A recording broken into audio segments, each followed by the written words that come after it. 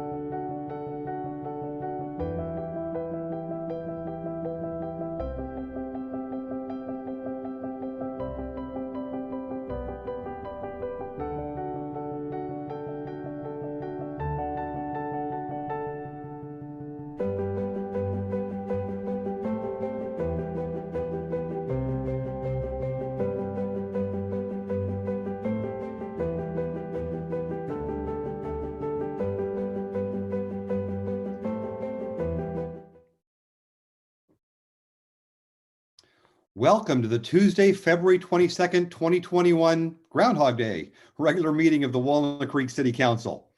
This meeting is being held in accordance with the Brown Act as currently in effect under the State Emergency Services Act, the Governor's Emergency Declaration related to COVID-19, and the Governor's Executive Order N-2920 issued on March 17th, 2020 that allows attendance by members of the City Council, city staff, and the public to participate and conduct the meeting by video conference. Video conference locations are not open to the public. As some attendees may be participating in their first Walnut Creek City Council meeting or their first teleconference meeting, I wanted to welcome everyone and talk briefly about the public comment process. For each agenda item, there will be an opportunity for public comment on the item. Thus, if you desire to speak to an item on the agenda this evening, please hold your comments until the council considers that item. Additionally, we have a section on the agenda titled Public Communications, which is for public comments for items not on the agenda. Any comments during public communication should not relate to an item that is on the agenda this evening.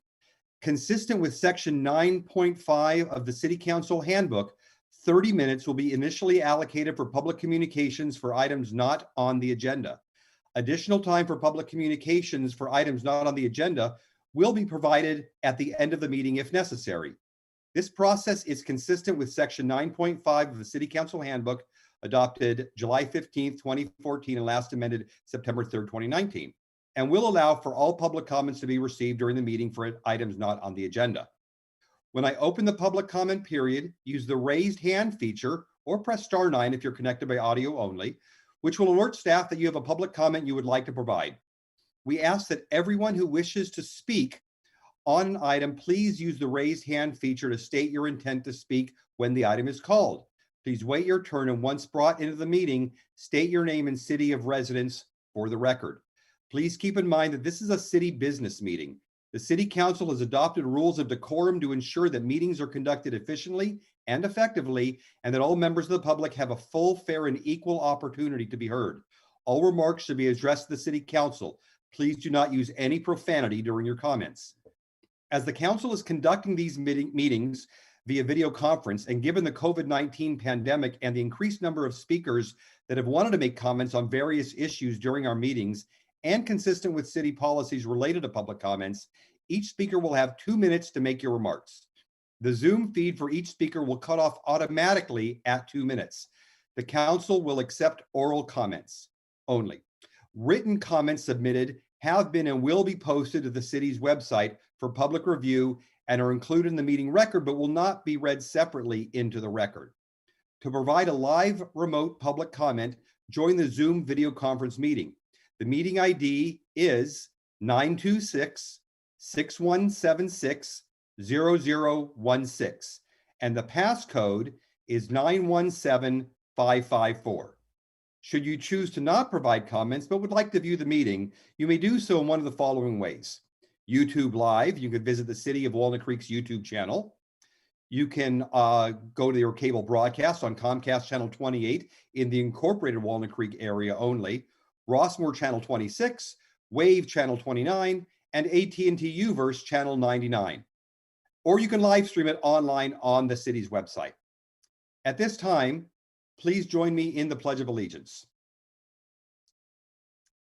I pledge of allegiance to the flag of the United States of America and to the republic for which it stands, one nation, under God, indivisible, with liberty and justice for all.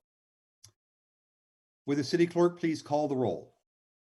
Councilmember Darling? Here. Councilmember Haskew? Here. Councilmember Silva? Here. Mayor Pro Tem Francois? Here. And Mayor Wilk? Here. Thank you. Our first item on the agenda is Black History Month and African American Mental Health Awareness Week. And we have a proclamation, which I'll read. Whereas during Black History Month, I can't read that. I have my own. Whereas during Black History Month, we celebrate the many achievements and contributions made by African Americans to our economic, cultural, spiritual, and political development. And Black History Month grew out of the establishment in 1926 of Negro History Week by Carter G. Woodson and the Association for the Study of African American Life and History. And whereas the 2021 national theme for the observance is the Black family, representation, identity, and diversity, and the observance of Black History Month calls our attention to the continued need to battle racism and build a society that lives up to its democratic ideals. And whereas the city of Walnut Creek continues to work toward being an inclusive community in which all citizens, past, present, and future, are respected and recognized for their contributions and potential contributions to our community, the state, the country, and the world. And whereas the city of Walnut Creek is proud to honor the history and contributions of African Americans in our community and supports the theme of honoring Black families who are part of the city landscape. And the city of Walnut Creek recognizes the past year has provided significant struggles for Black families throughout the nation in light of serious events, from social unrest following the deaths of George Floyd, Breonna Taylor, and others, to living under the threat of COVID-19. And whereas according to the National Institute on Mental Health and the National Alliance on Mental Illness, some mental illnesses are more prevalent in the African American community as compared to other groups in the United States, and mental health and substance use issues and the devastating impact of COVID-19 are among the leading causes of health challenges for African Americans in our region.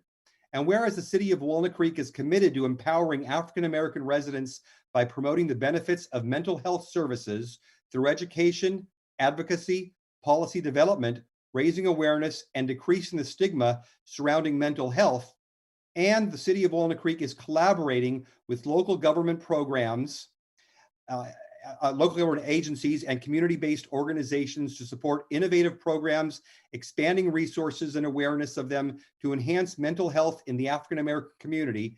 And whereas the city of Walnut Creek supports efforts for local organizations to honor those who have or are suffering from mental illness, and supports efforts to strengthen families and their role in sharing history and shaping the future of our Black residents. And whereas the city of Walnut Creek acknowledges the family of Miles Hall and the friends of Scott, Alexis, and Ton Hall for commemorating their son Miles' birthday as Miles Hall Remembrance Day on February 15th. Now, therefore, I, Kevin Wilk, Mayor of the city of Walnut Creek, on behalf of the Walnut Creek City Council, do hereby recognize the month of February as Black History Month, and further recognize the second week of February as African American Mental Health Awareness Week, and offer support and hope for those in Walnut Creek's African American community who are impacted by mental illness, and honor our Black families. And we are therefore recognizing February as Black History Month and the second week of February as African American Mental Health Awareness Week.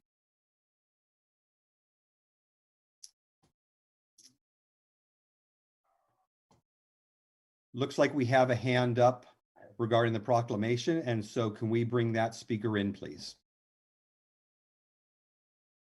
Gigi Crowder.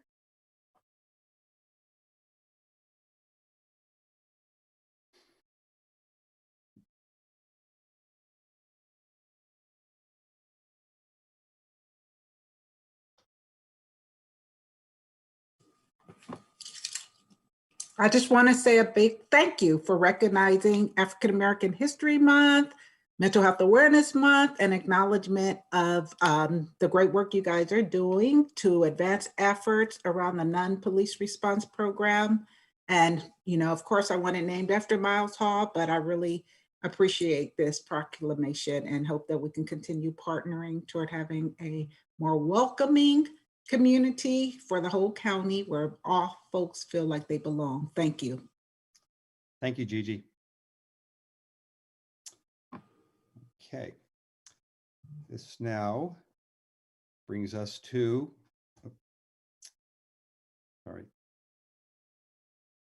the consent calendar. And does anybody have an item they would like to pull from the consent calendar for discussion? No? Okay. Does any member of the public wish to comment on an item on the consent calendar? Please use the raised hand feature or press *9 if you're connected by audio only. If you would like to provide a public comment, for those who desire to provide public comment on a consent calendar item, please raise your hand now. As a reminder, each speaker will have 2 minutes to make their oral remarks. The Zoom feed for each speaker will cut off automatically at 2 minutes. Written comments submitted have been and will be posted to the city's website for public review and are included in the meeting record, but will not be separately read into the record. At this time, I'll ask the city clerk if there are any members of the public who would like to provide public comments. Mayor, I do see a couple hands raised. Okay, let's bring them in. Okay, Melissa Kress. Oh, wait, no, this is on, okay, so just to make sure, this is for the consent calendar item only. This is not public communication. This is for only items on the consent calendar.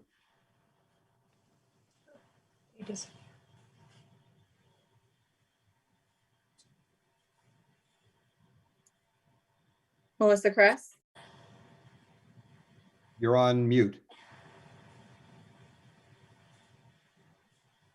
I apologize. This is Jeff Dudum. How are you today? Hi, Jeff. Just to make sure, this is for items on the consent calendar, not public communication at this point. Okay, mine froze, so I couldn't tell. So I will video myself. We'll see you in a couple minutes. Then Mayor, I don't see any additional hands raised for the consent calendar. Okay. So seeing no speakers, I'll ask the council if anyone would like to make a motion with regard to the consent calendar. I move to approve the consent calendar items 2A with the amendment that was placed at the dais and 2B, C, and D. Second. We have a motion and a second. Would the city clerk please call the roll? Councilmember Silva, Aye. Councilmember Haskew, Aye. Councilmember Darling, Aye. Mayor Pro Tem Francois. Aye. And Mayor Wilk. Aye. Motion carries unanimously. Okay. Now that we have that, now it is time for public communications. So this portion of the meeting is reserved for comment on items not on the agenda. Under the Brown Act, the council cannot act on items raised during public communications, but may respond briefly to statements made or questions posed, request clarification, or refer the item to staff. Consistent with section 9.5 of the City Council Handbook, 30 minutes will be allocated at this time for public communications for items not on the agenda. Additional time for public communications for items not on the agenda will be provided at the end of the meeting if necessary. Does any member of the public wish to provide public comments at this time? Please use the raised hand feature or press *9 if you're connected by audio only, if you would like to provide a public comment. For those who desire to provide public comments on an item not on the agenda, please raise your hand now so we can identify the total number of speakers that desire to speak at this time. As a reminder, each speaker will have 2 minutes to make their oral remarks. The Zoom feed for each speaker will cut off automatically at 2 minutes.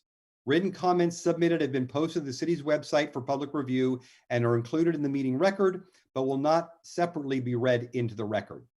At this time, I will note that the time is, I have 6:14, and we'll take public comments on items not on the agenda until approximately 6:44, and then the remainder of any such comments at the end of the meeting. City Clerk, are there any members of the public who would like to provide comments? I know Jeff Dudum was one.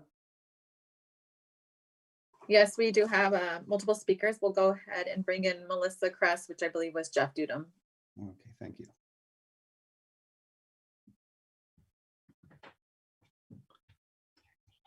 Hello, this is Jeff Dudum.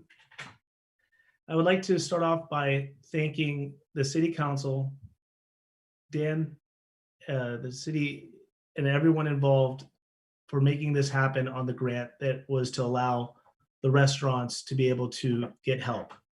I did a little math today. I've opened 15 restaurants over 27 years in Walnut Creek, and at one time I had employed over about 16,350 people in Walnut Creek and the surrounding cities.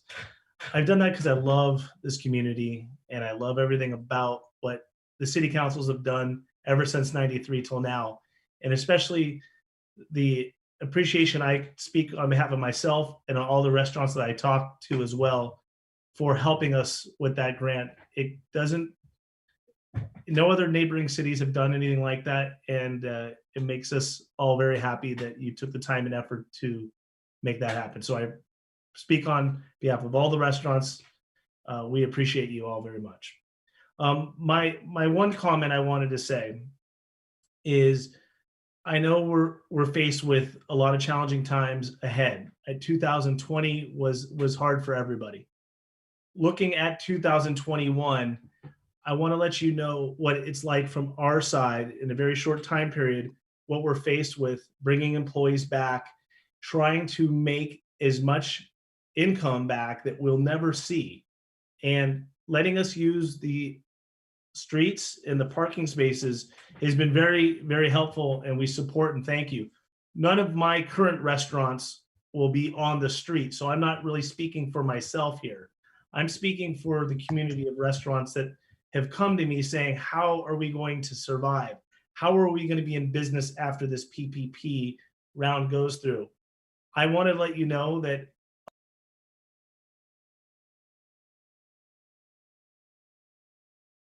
Next speaker is Catherine Wally.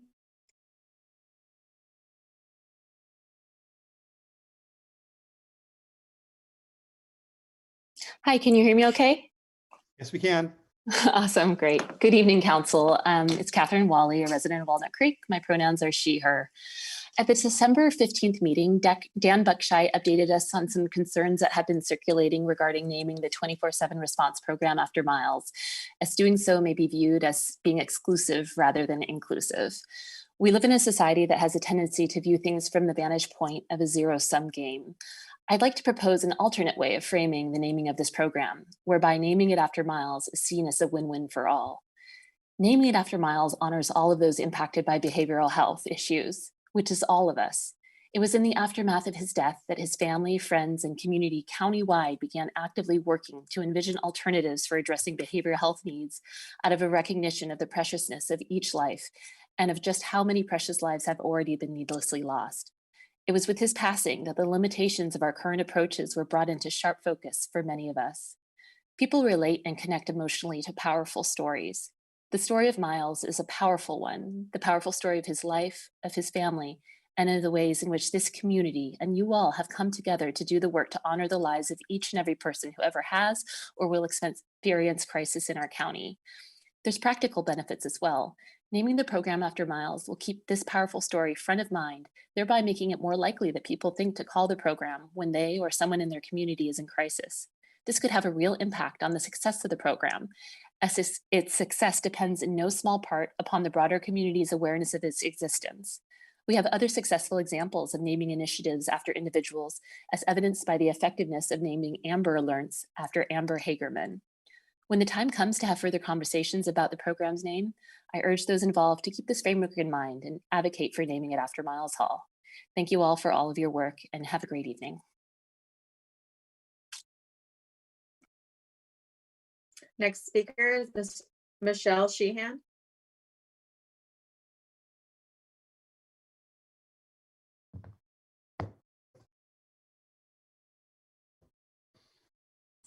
Okay, you should be able to hear me now. Yes, we do. Great. I'm Michelle Sheehan from Walnut Creek, speaking for Save Seven Hills Ranch. I ask that you read the written comments I submitted for greater clarification of the following. Speaker Development has asked the City Council to execute the irrevocable offer to dedicate right-of-way in regard to the city's Lot A near the end of Kinross Drive. We ask the Council to recognize the following issues with that document. The express public purpose of this lot's purchase by the city was that Kinross Drive shall not be connected to Seven Hills Ranch. It is clear that the city did not want Kinross Drive to become a through road then or now. Another ranch entrance exists, and the city sought to protect their neighborhoods by eliminating this access point. The irrevocable offer rests on several questionable assumptions. Assumption 1, it was never intended by the city to retain ownership of Lot A. Well, in fact, the city's intentions are clearly stated both precisely and in implied wording of their general plans. The city intended to protect its neighborhoods from exactly the kind of action the developer wishes to take. Assumption 2, no further CEQA analysis is needed for the city to execute and record this offer.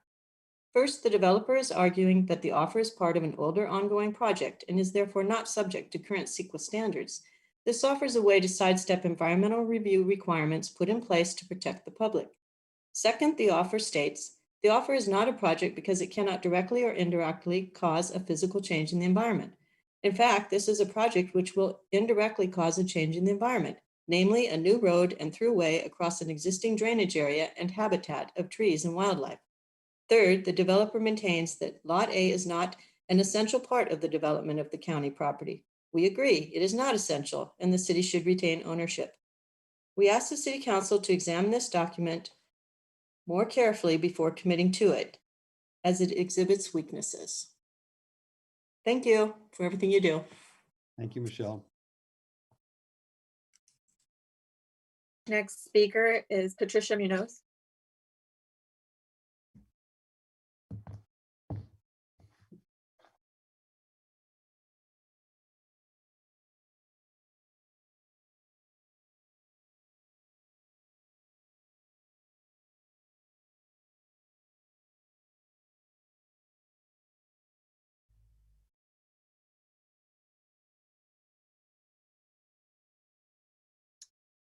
Hi, Patricia, go ahead.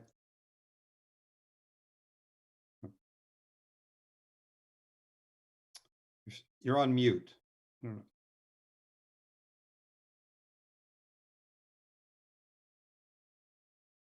Patricia, please unmute yourself. We can't hear you.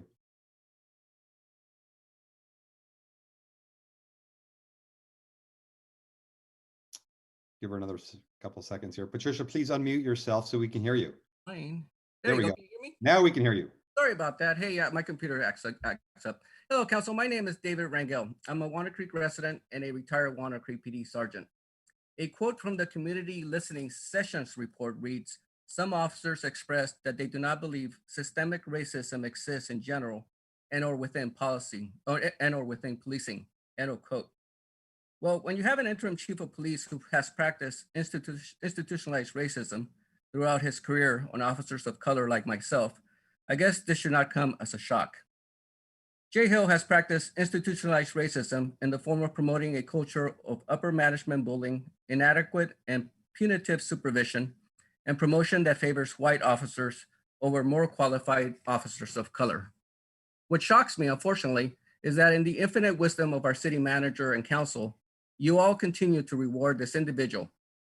As the anonymous officer that wrote to you at the last council meeting documented, Jay Hill's making about $400,000 since he is double dipping. We, your residents, are paying for an individual who has shown no leadership in a department where morale is down and officers are resigning in numbers, and whose incompetence has been in full public display on several occasions. Furthermore, regarding the upcoming search for new chief of police, Hill's authority has been restored and he may once again promote from within the department. Thus, he is handicapping the search and limiting the odds that real reform or change will occur. Since you all keep on supporting and perpetuating institutionalized racism by supporting and rewarding Jay Hill, I plan to read a letter I wrote to the assistant city manager and HR director back in December 2020, so it will be in the public record. I will finish reading their letter at future meetings since my time is almost up. Information on Lieutenant Connor's promotion and documentation provided to Lieutenant Reese.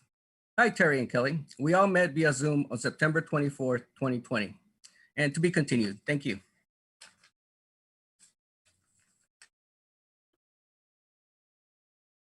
Next speaker is Tom Hall.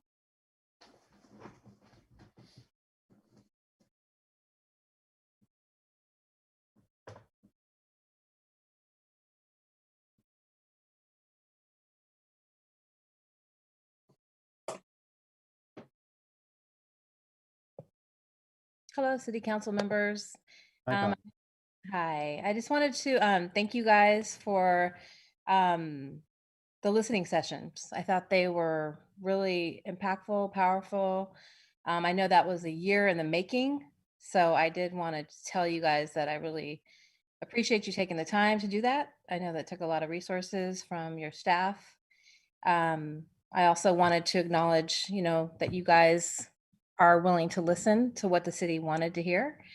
And of course, it's not the representation of all the city, but you did hear a good sample representation of what people concerns are. And I felt like it's really great that you guys listened, you opened your minds. And hopefully, I'm hopeful, like as we move forward, that we will look at the issues that are happening around the nation. You know, the fact that my son was shot and killed by the police. I mean, this is something going on in the country, in the nation. So I do applaud you guys for letting us have a voice, your community members, and also the partnership that you led with FOSATH.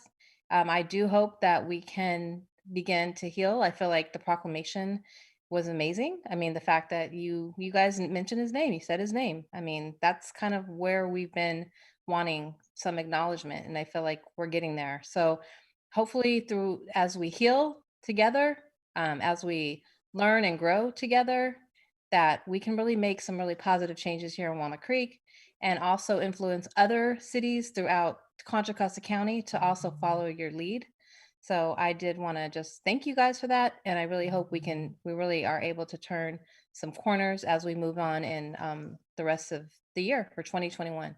So thank you very much. And say his name, Miles Hall. Thank you. Thank you, Tom. Next speaker is Moxie Marsh.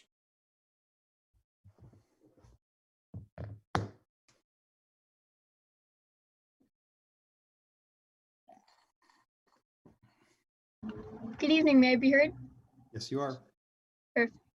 What is the benefit of tone policing your own citizens? How are you going to be a better representation of us or our image for the city if you're called in a white fantasy of comfort and peace? You say that we're being abusive in our language, but I implore you to look at your own actions, which are objectively and systemically abusive and are the whole reason we're here. You're too busy condemning people for the words they use to understand what they're saying to you or why they're saying it. When you do make brief responses to these comments, you aren't even responding to what is being said.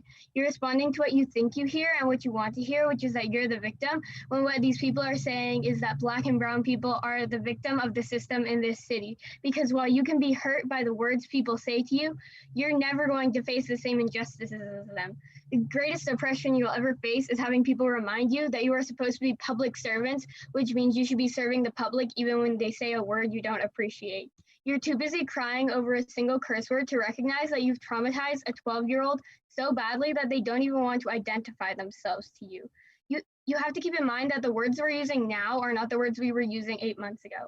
I was attending meetings for months, being polite, respectful, and not raising my voice. And here I am saying the exact same things months later with new verbiage. There are people being more respectful than you in these meetings, and you still don't take into account what they say.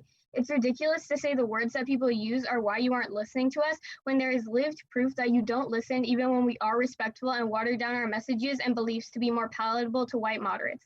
Also, cops don't deserve to be commended for anything because they wouldn't have been spoken to the way they were had they not shown up for, as you described, Mayor, 50 to 60 primarily youth protesters in riot gear. Respect is a two-way street, and no one, especially the perpetrators of wrongdoing, deserve to live in peace when there is no justice. I yield my remaining time.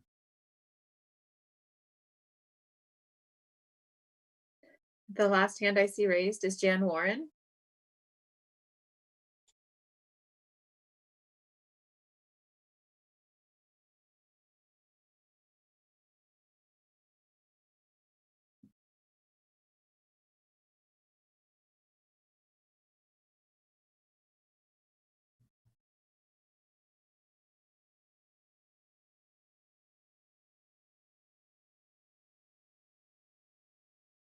So, sorry, I lost myself. Good evening, council members. We are building on the success of now providing 88% greenhouse gas-free electricity to over 11 million Californians. Solar is now the cheapest form of electricity generation. This is good news considering that fossil fuel pollution is a public health crisis across the state. Almost 43% of California's electricity still comes from natural gas, a fossil fuel. Methane, the primary component of natural gas, is a climate heating gas that is 84 times more potent than carbon dioxide. We know that we need to work on decarbonization of our buildings and move quicker off of fossil fuels. We need to move new construction to totally electric. Residents are supporting local restaurants, and yet all of this pickup food is increasing waste, especially plastic waste. My husband ordered food for pickup on Saturday and specifically checked the box not to put the utensils with the order.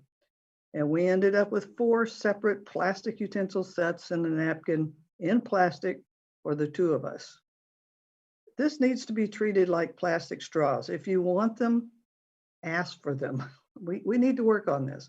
I look forward to the Walnut Creek Sustainability Action Plan Phase 1 presentation on February the 16th. And, you know, Tuesdays with the Board of Supervisors and with the City Council is a long day for everybody. So thanks so much. Thank you, Jan. Mayor, I don't see any additional hands raised for public comment. Okay, thank you. So seeing no additional hands raised, we will be closing public communication for the evening at this time. And we will now move on to council member and staff announcements, reports on activities or requests. We had no closed session, so I assume there's no closed session announcements. And which brings us to the city manager reports. Yes, good evening, Dan Buckshire, City Manager, and a couple updates this evening. And my computer froze for some of the information I was trying to look at here. But first, I wanted to give an update on COVID-19, two primary updates. First, again, anyone who wants to find the latest and greatest information is go to cchealth.org. And from there is a comprehensive dashboard on numerous matters related to COVID-19, but more specifically related to the vaccine. As of this point, about 130,000 residents have been vaccinated, which is just under 12% of the population has received the first vaccination, and about 2.5% has received the second dose. And that number continues to climb. Just over the past week, the number of vaccines administered per day increased from about 4,000 to 6,000. And the goal is to get to 7,000 a day. So the county and overall healthcare providers are getting there quickly. So hopefully in the next week or so, we'll reach that 7,000 a week. I also wanted to share with everyone, I know your council is aware, that a vaccination site opened up on January 24th to the public at the Tice Valley Gymnasium. And I do want to give a much deserved shout out to all the staff that were involved in this, just to give you a sense of, I know there's a lot of headlines in the media about things not working well with vaccines and things are going slowly, but I have to tell you from what I'm seeing behind the scenes and working with the county and others, people are paddling as fast as they can to try to get this out. Everybody is doing their best, and really it's a matter of just getting more vaccine. But so on January 22nd, on a Friday, late in the afternoon, probably about 4:30, I received a call from the county stating that they had received contact from the state. The state was interested in opening a vaccination clinic site at the Tice Valley Gym in Walnut Creek, and they need an answer back within the hour, because if not, they're going to move on to a different location. So I said, give me just a few moments, I'll make a few calls. I checked with staff, and the immediate response that I got back wasn't, we can't do this or it's too much work. It was, yes, we will do it and we'll figure out how to make it happen. So we had at least 10 people that put in a lot of work over that weekend. The site was actually up and running that a day and a half later on Sunday afternoon, and then was being used to provide vaccines and injections on that Monday morning. So thank you to everybody who was involved. It was a big lift. We had someone from the city attorney's office closely involved, from city manager's office, our arts and rec folks, and then we had several folks from public works as well who were out there getting the site physically ready. So thank you to everybody. I hope I didn't miss any departments. If I did, my apologies, but thanks again for everybody's efforts. Second item I wanted to provide an update on this evening is the restaurant grant program that we heard a little bit about from Jeff Dudum earlier. This opened 2 weeks ago. So far, we have 70 applications from restaurant owners, and we expect to begin cutting our first checks next week. So for anyone who may be listening, please visit the city website at walnut-creek.org, and right on the main banner page, you can find the application section for this program. So that is moving along quite quickly. Third item I had, there was a long board of supervisors meeting today that our mayor attended, so I'll let him share any updates he would like to do. But the one that I wanted to share was the county did select its new head librarian or chief librarian for the system. It is Allison McKee, who has been the deputy director for a number of years and is fairly well known to many of us. Allison's been great to work with. At least in the 3.5 years that I've been here, has a very sound reputation. So I think there'll be some nice continuity in working with our partners at the county for our library system. And then lastly, I see that we have Mark here, a new face on the screen this evening. I do want to introduce our new community development director, Mark Wardlaw, whose first day was yesterday. And he would have been making the rounds in person yesterday and today, so he's zooming around instead. So Mark, if you'd like to take a moment to introduce yourself, and welcome to Walnut Creek. Thank you very much, Dan. Good evening, Mayor and council members. Mark Wardlaw. It is day 2, and I'm very excited to have been selected to join the City of Walnut Creek's team, and honored as well. As I was departing from my previous job, I received so many congratulations from staff and friends and colleagues about joining Walnut Creek. I was actually amazed at the widespread reputation Walnut Creek has. And one of my close friends told me that she was born and raised in Walnut Creek. She learned to drive in Walnut Creek, and said that I made a very, very wise decision, luckily, to have been selected. So thank you. For myself, I think Walnut Creek is certainly a fantastic opportunity and very aligned with my own personal and professional passion, which has always been one of public service and focusing on preserving and building strong, livable, and sustainable communities. By way of background, I recently served 8.5 years nearly with the County of San Diego as the Director of Planning and Development Services, and had tours of duty with the town of Mammoth Lakes. Some of you may know, a very small and remote destination resort who had big goals of becoming, competitive with Aspen and Telluride. And before that, a community in West Los Angeles, Culver City, working with the redevelopment agency in the city, doing very focused economic development and redevelopment activities that were very, very successful and have lifted that community to be a bright spot in all of West Los Angeles. And then a number of years, a decade, with the city of San Diego and the redevelopment agency focused on development and redevelopment activities in downtown. So I want to thank you for your service and letting me join you. And also, only 2 days, but it's been a very, very warm welcome with the staff who's been very kind, courteous, and supportive in this time. And this is the strangest telework start I've ever had. So we're all doing something new with this, and I look forward to coming up in person. Thank you. Thank you, Mark. We look forward to meeting you over Zoom and then in person. Thank you, Mayor. That concludes my update this evening. Thank you. Okay, which brings us to City Council comments and reports. And Cindy Darling, why don't we start with you? Not a whole lot other than I got to attend the new council member training put on by the League of California Cities. And I learned a tremendous amount, even though it was over Zoom and I couldn't actually talk to people. But it was really informative. And I look forward to taking those lessons that I learned and bringing them here to the city. Great, thank you. Mayor Pro Tem Francois? Thank you, Mr. Mayor. As the council liaison to Rossmore, I attended the Golden Rain Foundation board meeting last Thursday. I provided an update on the council priorities, the restaurant grant program, and certain public safety matters.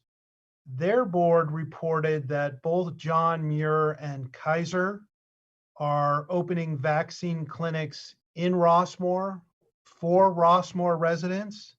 that are 75 and older.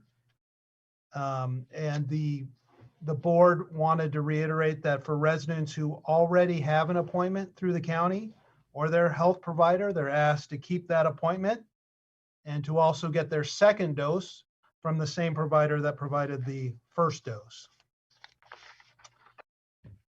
I attended the Recycle Smart Board meeting with Councilmember Silva on January 28th, at which time we as a board adopted new rates for rate year 7. Those will include a slight increase in all of our garbage rates, going up by a mere $1.18 a month.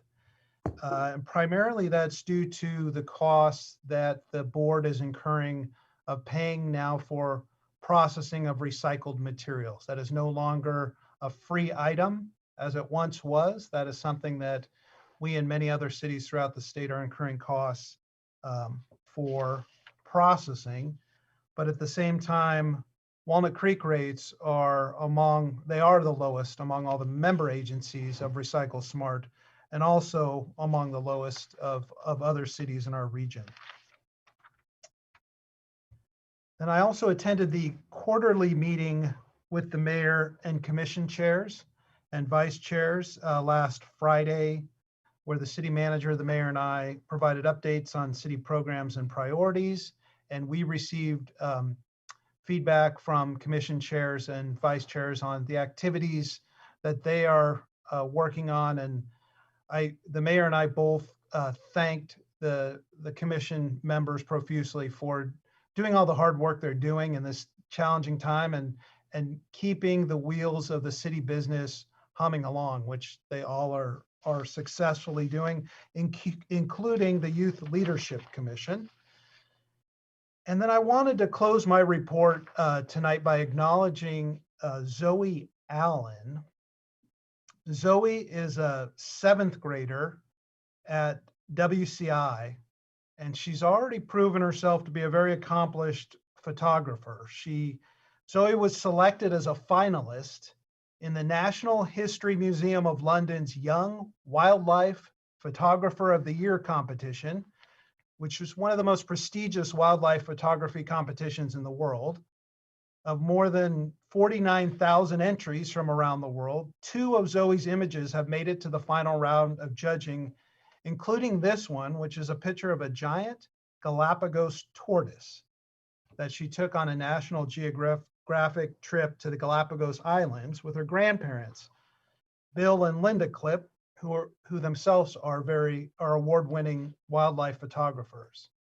There's one other photo, if you could show that, Susie, of well, there's some really cool ones here. So these are all Zoe's work, and again, she's a 7th grader at WCI. You'll see her in the picture on the left there. I believe the picture on the right is the other picture that qualified for the competition, and it's just it's a beautiful photo. So I wanted to congratulate Zoe and her parents, Lauren and David, and also her Walnut Creek grandparents, Carolyn and Mike Rissenek, and wish Zoe good luck in the final round of judging, which will take place in March. That concludes my report, Mayor. Thank you. Yes, congratulations, Zoe. Those are terrific looking pictures.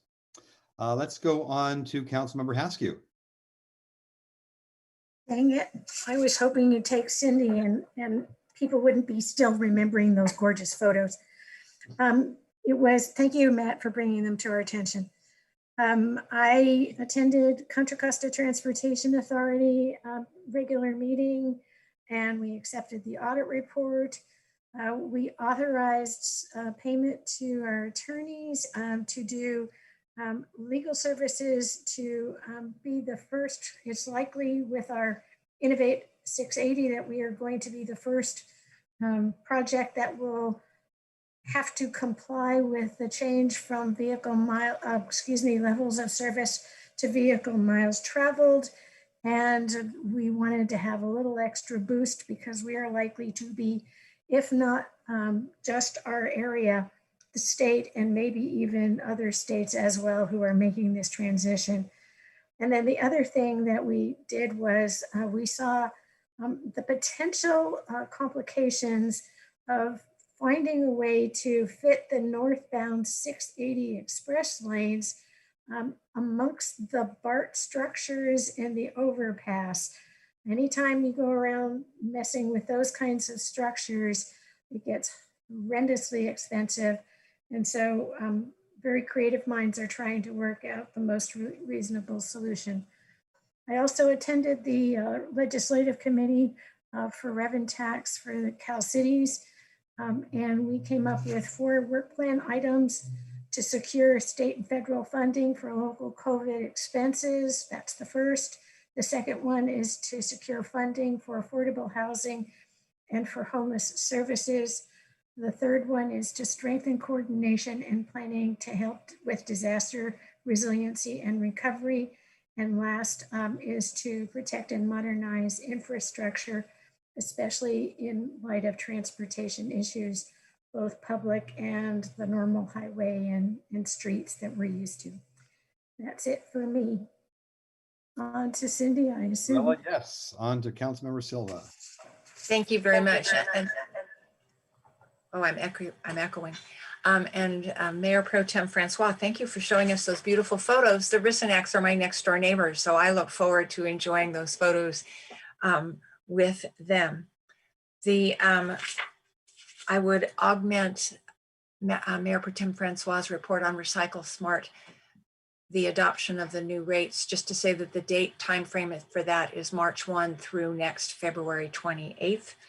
And that I would also say that our rates still continue to be the lowest amongst 23 other communities in the East Bay for trash, recycling, and organics. So it's not just among, but it is the lowest of those 23.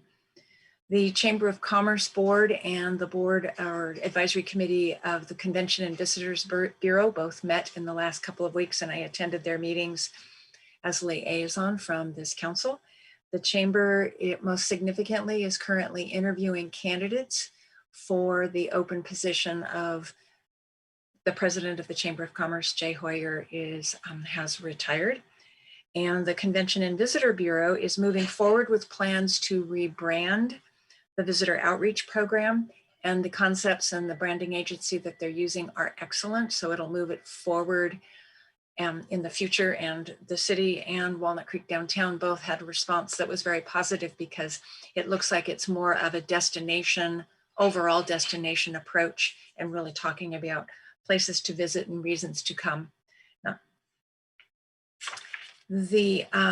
last week, Walnut Creek Downtown and the city co-hosted a virtual meeting with the restaurants to cover the new rules and regulations for outdoor dining structures and infrastructure, particularly in the right-of-way.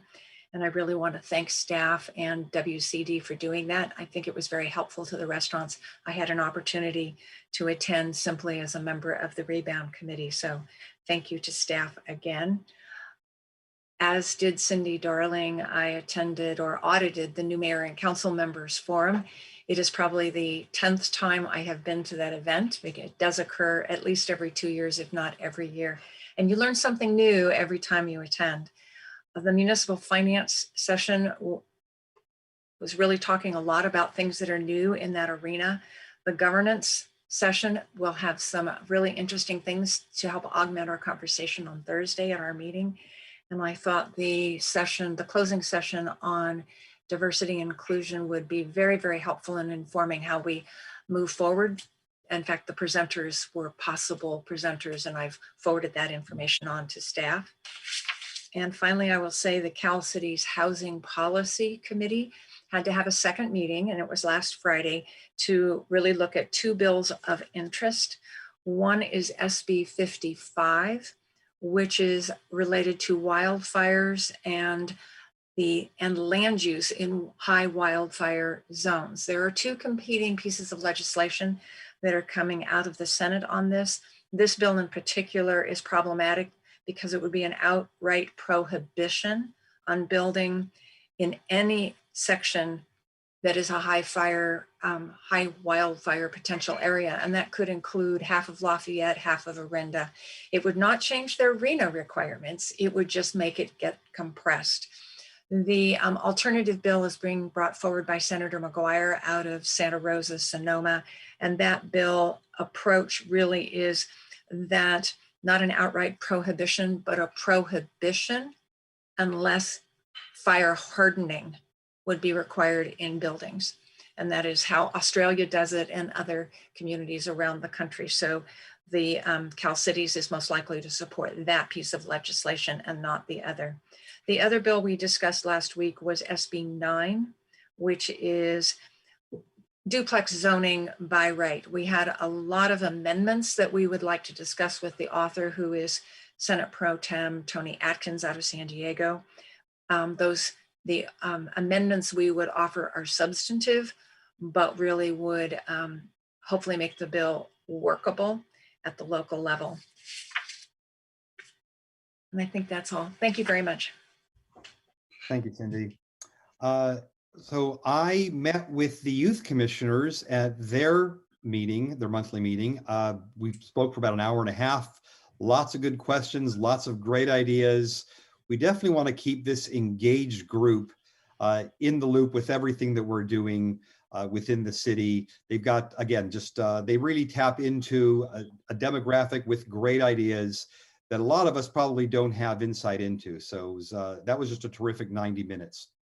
I also attended the League of Cities conference, and yeah, it does seem like we audited it, because it's hard to actually feel like we're participatory within the conference itself, but it was informative. And as both Cindy's mentioned, I did get quite a bit out of it from some of the different sessions. We had a board meeting for County Connection, and we got an update on the Bay Area general managers on regional transit coordination. All these different transit operators are all working together now to try to have better cohesive planning and being able to have, so let's say County Connection drops you off somewhere and AC Transit will be able to pick you up and you're not gonna be waiting 45 minutes. So that's the idea behind it. There's much more work to be done on this, as I'm sure Luella can attest to, because this is certainly broad-based across the entire region, but very promising to hear that that's going to continue to progress. As the Mayor Pro Tem mentioned, we did have the chairperson meeting updates, our quarterly meeting, and I do encourage anybody that's interested in getting involved within the community in the city, apply for a commissioner position or apply for a task force. Typically those are every couple of years, but get your name in the loop and just think about that. We've got 5 commissions, and there's different task forces that come up all the time. So just please keep an eye on that. That's the way to be involved in the city, and definitely a way to make your voice heard. Just like with the listening sessions, when we had that last week, we heard some good support on that and feedback from some of the members in the audience today.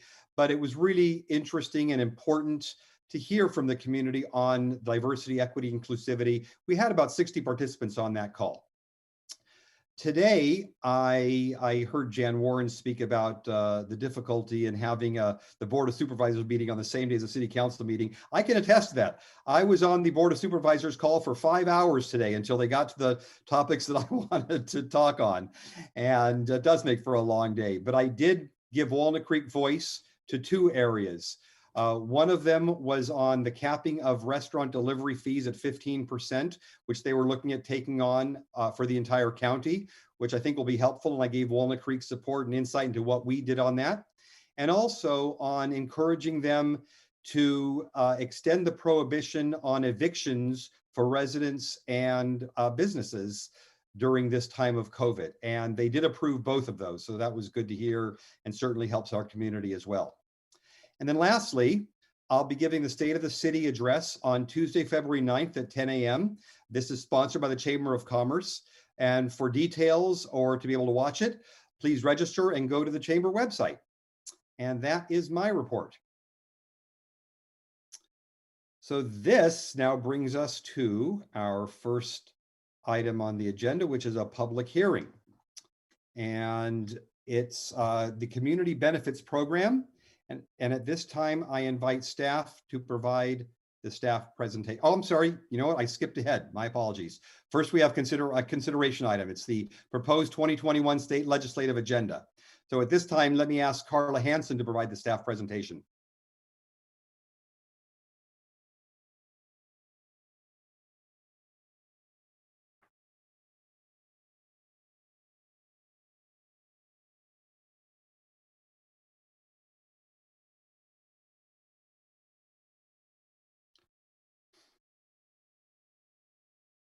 Good evening, Mayor, council members, members of the public.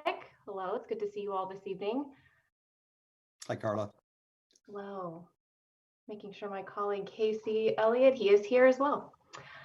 The item before you is the 2021 legislative agenda. This is something that the council adopts every year and serves as the framework for the upcoming legislative cycle.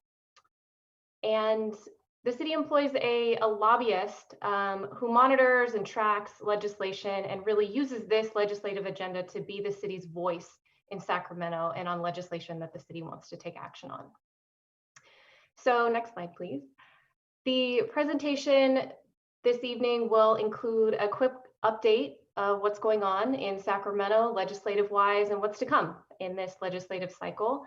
And then we'll dive into the proposed 2021 legislative agenda. We will be talking through some proposed additions and edits, not all of them for expediency reasons, hearing that clearly a lot of us have been on a lot of calls, including the mayor today. So we will walk through at a high level on some of these edits and then take questions and discuss the legislative agenda. Next slide. And the recommended action for you this evening is to discuss and approve the proposed 2021 legislative agenda. And next slide. With that, I will introduce Townsend Public Affairs State Legislative Director, Casey Elliott, who will be giving you a legislative update. Thank you, Carla. Good evening, Mayor, members of the council. As was mentioned, my name is Casey Elliott. I'm State Capital Director for Townsend Public Affairs. Just wanted to provide you a brief overview and update as to what's going on in Sacramento, provide a little bit of context for the legislative agenda that you'll be looking at. If we could move to the next slide, please. At the beginning of January, January 11th, the legislature returned to Sacramento to begin work in earnest on the new legislative session. As you likely know, this is the first year of the two-year legislative session, so all of those bill numbers and everything that we remembered and supported and opposed last year, all those are gone, clean slate starting this year. The legislature has until February 19th to introduce new bills in this session. To date, we've seen about little over 700 bills have been introduced in the session so far. However, we do anticipate this year to be closer to a normal legislative year in terms of bill load. So for numbers' sake, that'd probably be around 2,500 to 3,000 bills we would anticipate in a normal session. By way of comparison, last year obviously was the legislative process was significantly impacted by the coronavirus pandemic, and the legislature was only able to pass fewer than 500 bills, which was by far the lowest number of bills passed by legislature since becoming full time. That said, while we do anticipate a normal bill load to be introduced, it's still going to be, a COVID impacted year. The legislature is still considering remote hearings, participation electronically, reducing the overall number of committees that are held. So what's likely going to happen is that the legislative leadership is going to look to their membership to really prioritize which of their bills need to be acted upon in 21. I don't think we're going to see as few bills considered as we did last year, but probably not what we would anticipate in a normal year. That said, the legislative leadership did not change the House rules, so they aren't doing anything official, but I think it's going to be more controlled by committee chairmanships and leadership of each House to kind of police their members as the overall bill load, so they don't get too bogged down. Looking ahead at kind of the major themes that we anticipate are going to be tackled in Sacramento, a number of issues that obviously are very important at the local level and federal level, continuation of issues from last year. I think first and foremost is going to be the continued response to the pandemic and the impacts both on public health and the economy. We've already seen the legislature act last week as it relates to SB 91 for the eviction moratorium and creating statewide funding available for rental relief. So we're already seeing the legislature take early action in that area. We are going to see more bills, I would say pandemic influenced bills in other areas. Last year, the legislature really focused on kind of those immediate areas, worker protections, tenant relief. I think this year is where we're going to see kind of the impacts, branch out into the other elements of policy considerations. Additionally, in addition to the pandemic-related legislation, there's still going to be a continued focus, as was mentioned earlier by Councilmember Silva, on affordable housing and housing production bills. There were a number of those bills that were introduced last year in the legislature in the wake of the defeat of SB 50. A large number of those bills, including bills that were carried by the pro tem, ultimately failed at the end of session. I think we can expect to see a revisiting of a lot of those bills. Many have already been introduced, and I think we're going to be seeing a number of more housing bills that are going to be coming up.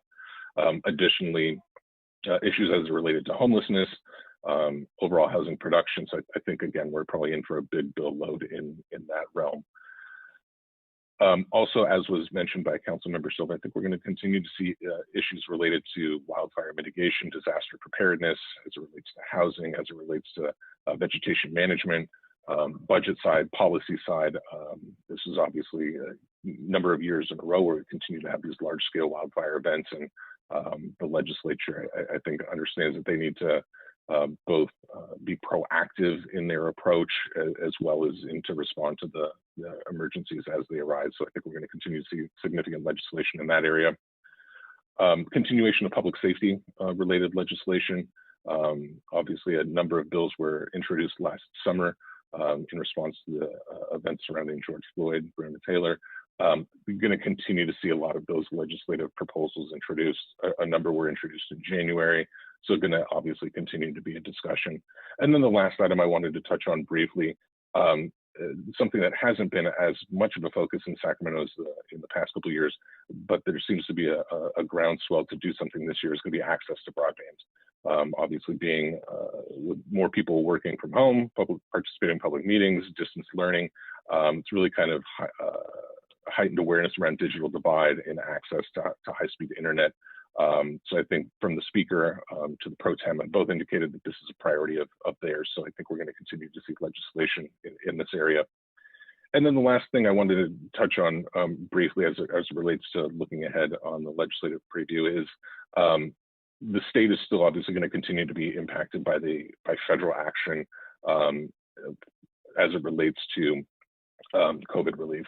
So things that the state's going to be looking for is potential state implementation of elements. If there is a phase 5 coronavirus relief bill, working with the federal government on funding and administration of vaccines, and then also many of the business support programs, both those that are federally funded and those that are utilizing state funds. If we could move to the next slide, please. I also wanted to briefly touch on the state budget. This is going to be the focus of the legislature over the next coming few weeks, and then into June as they finalize the governor's proposed budget. The governor in January did introduce his January budget, which kicks off the budget season. This year, the general fund expenditure of the governor's January budget proposal is $164.5 billion, which is about a little increase over last year's general fund amount, but not as high as the state was in 19. The state budget does have an interesting dynamic this year in that the budget projects a $15.5 billion budget surplus, largely in the current budget year, which is due primarily to larger than anticipated revenues coming into the state. That's not to say that the state saw increased revenue, but just the budget projections that were included in the budget passed last June. The states received more money there Additionally, there's been some lower levels of accessing state programs that were anticipated in the budget, primarily on the health and human services side. But while the state does project a significant budget surplus in the current year, there's also projections of a budget deficit starting in that first out year in 22-23 of about $7.5 billion, which would then grow over time if action isn't taken. The state budget is in a good position that this year the governor does propose putting funding back into the state's rainy day funds. Last year, the state had to utilize a significant amount of those funds in order to make up for some of the funding gaps. But this budget does put funding back into those rainy day funds, so that can be used for future budget years. If we could move to the next slide, please. The governor's budget was slightly different than in previous years in that he does make recommendations for what he's calling his early actions and immediate actions, which is largely utilizing portions of that aforementioned budget surplus on actions that would be taken now or in the coming weeks, as opposed to waiting for the normal adoption in June. These actions largely are aimed at response to the pandemic and the economic conditions that are occurring in California. I won't go through all of these items, but significant funding is proposed to be directed towards K-14 schools, extended learning hours, making up for the learning loss that's occurred this year, as well as additional funding to help schools, K-12 schools, open up for in-person instruction as soon as possible. Those proposals are all of these proposals are being discussed by the legislature, and there's going to be significant input from them if they do decide to move forward with any of these items. There is another $3 billion in early actions proposed for direct support to low-income Californians and small businesses through a direct check for low-income Californians of $600, as well as $575 million in assistance through the Small Business Relief Grant Program, which is the small business grant program that the state had previously rolled out, which actually the second round of which opened today. So small businesses should, if they haven't applied, they should get that in. It's open for 6 more days, so plug in there. And then the other early action items along the lines of workforce training, environmental sustainability, and then funding for issues of housing and homelessness. Next slide, please. And then beyond the early actions, just wanted to highlight some of the key items that are in the governor's January budget proposal that will be discussed through the legislature as they move towards the May revise and final adoption in June. As you would expect, significant funding for COVID-19 relief. A large amount of this is federal pass-through funding or federal response. But in the areas of emergency response, testing, contact tracing, vaccine administration, there's significant resources allocated. The governor did also continue to propose significant resources to address housing and homelessness. Last year, you may recall, prior to the pandemic, he spent the entirety of the state address focused on this issue.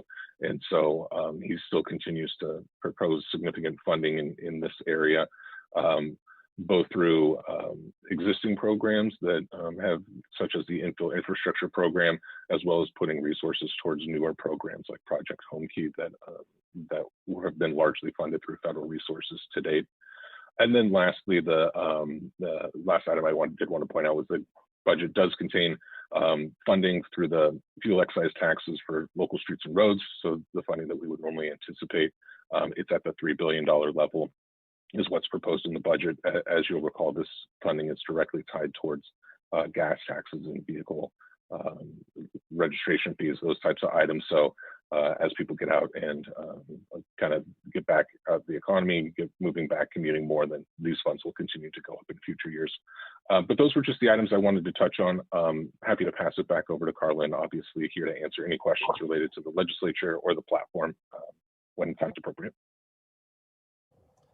Thank you, Casey. Thank you, Casey. And can we go to the next slide, please? Okay, so we're going to jump right into the proposed 2021 legislative agenda.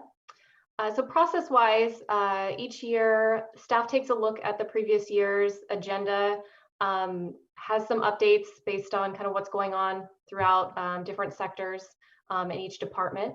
And then our legislative committee, which is our mayor and mayor pro tem, also do a review on the proposed agenda. So that happened in January, and the committee had some additions and some edits, which are included in red line format in attachment 1. Most of these additions are in the area of public policy positions, which is really an area in the platform that is more specific towards different categories. So think public safety, transportation, et cetera. Also included in the proposed agenda is a housing policy framework that was adopted and added to the agenda in 2019. There are no proposed changes to this housing policy framework at this time. So we will not be going through that. So we're going to jump into some highlights of the additions and edits throughout the agenda. Again, I will not be talking through each edit or each red line, but mostly staying on the more impactful ones that may bring discussion from the council. Next slide, please. So the platform has really 3 large general legislative principles, which really reflect the city's legislative values. And in the third one, we had proposed to include the words inclusive and equitable in the principle. These are values of the city, and we wanted to make sure that they were included in the framework for legislation and advocacy. Next slide, please. Jumping into the public policy positions in the public safety section, a proposed addition really around the work that the city is doing with other cities within the county and with the county on alternatives to law enforcement response for folks experiencing mental health or nonviolent crises. So really the city is looking for funding from the state and the county to make sure that we have an expanded program that is funded and that can run. Next slide, please.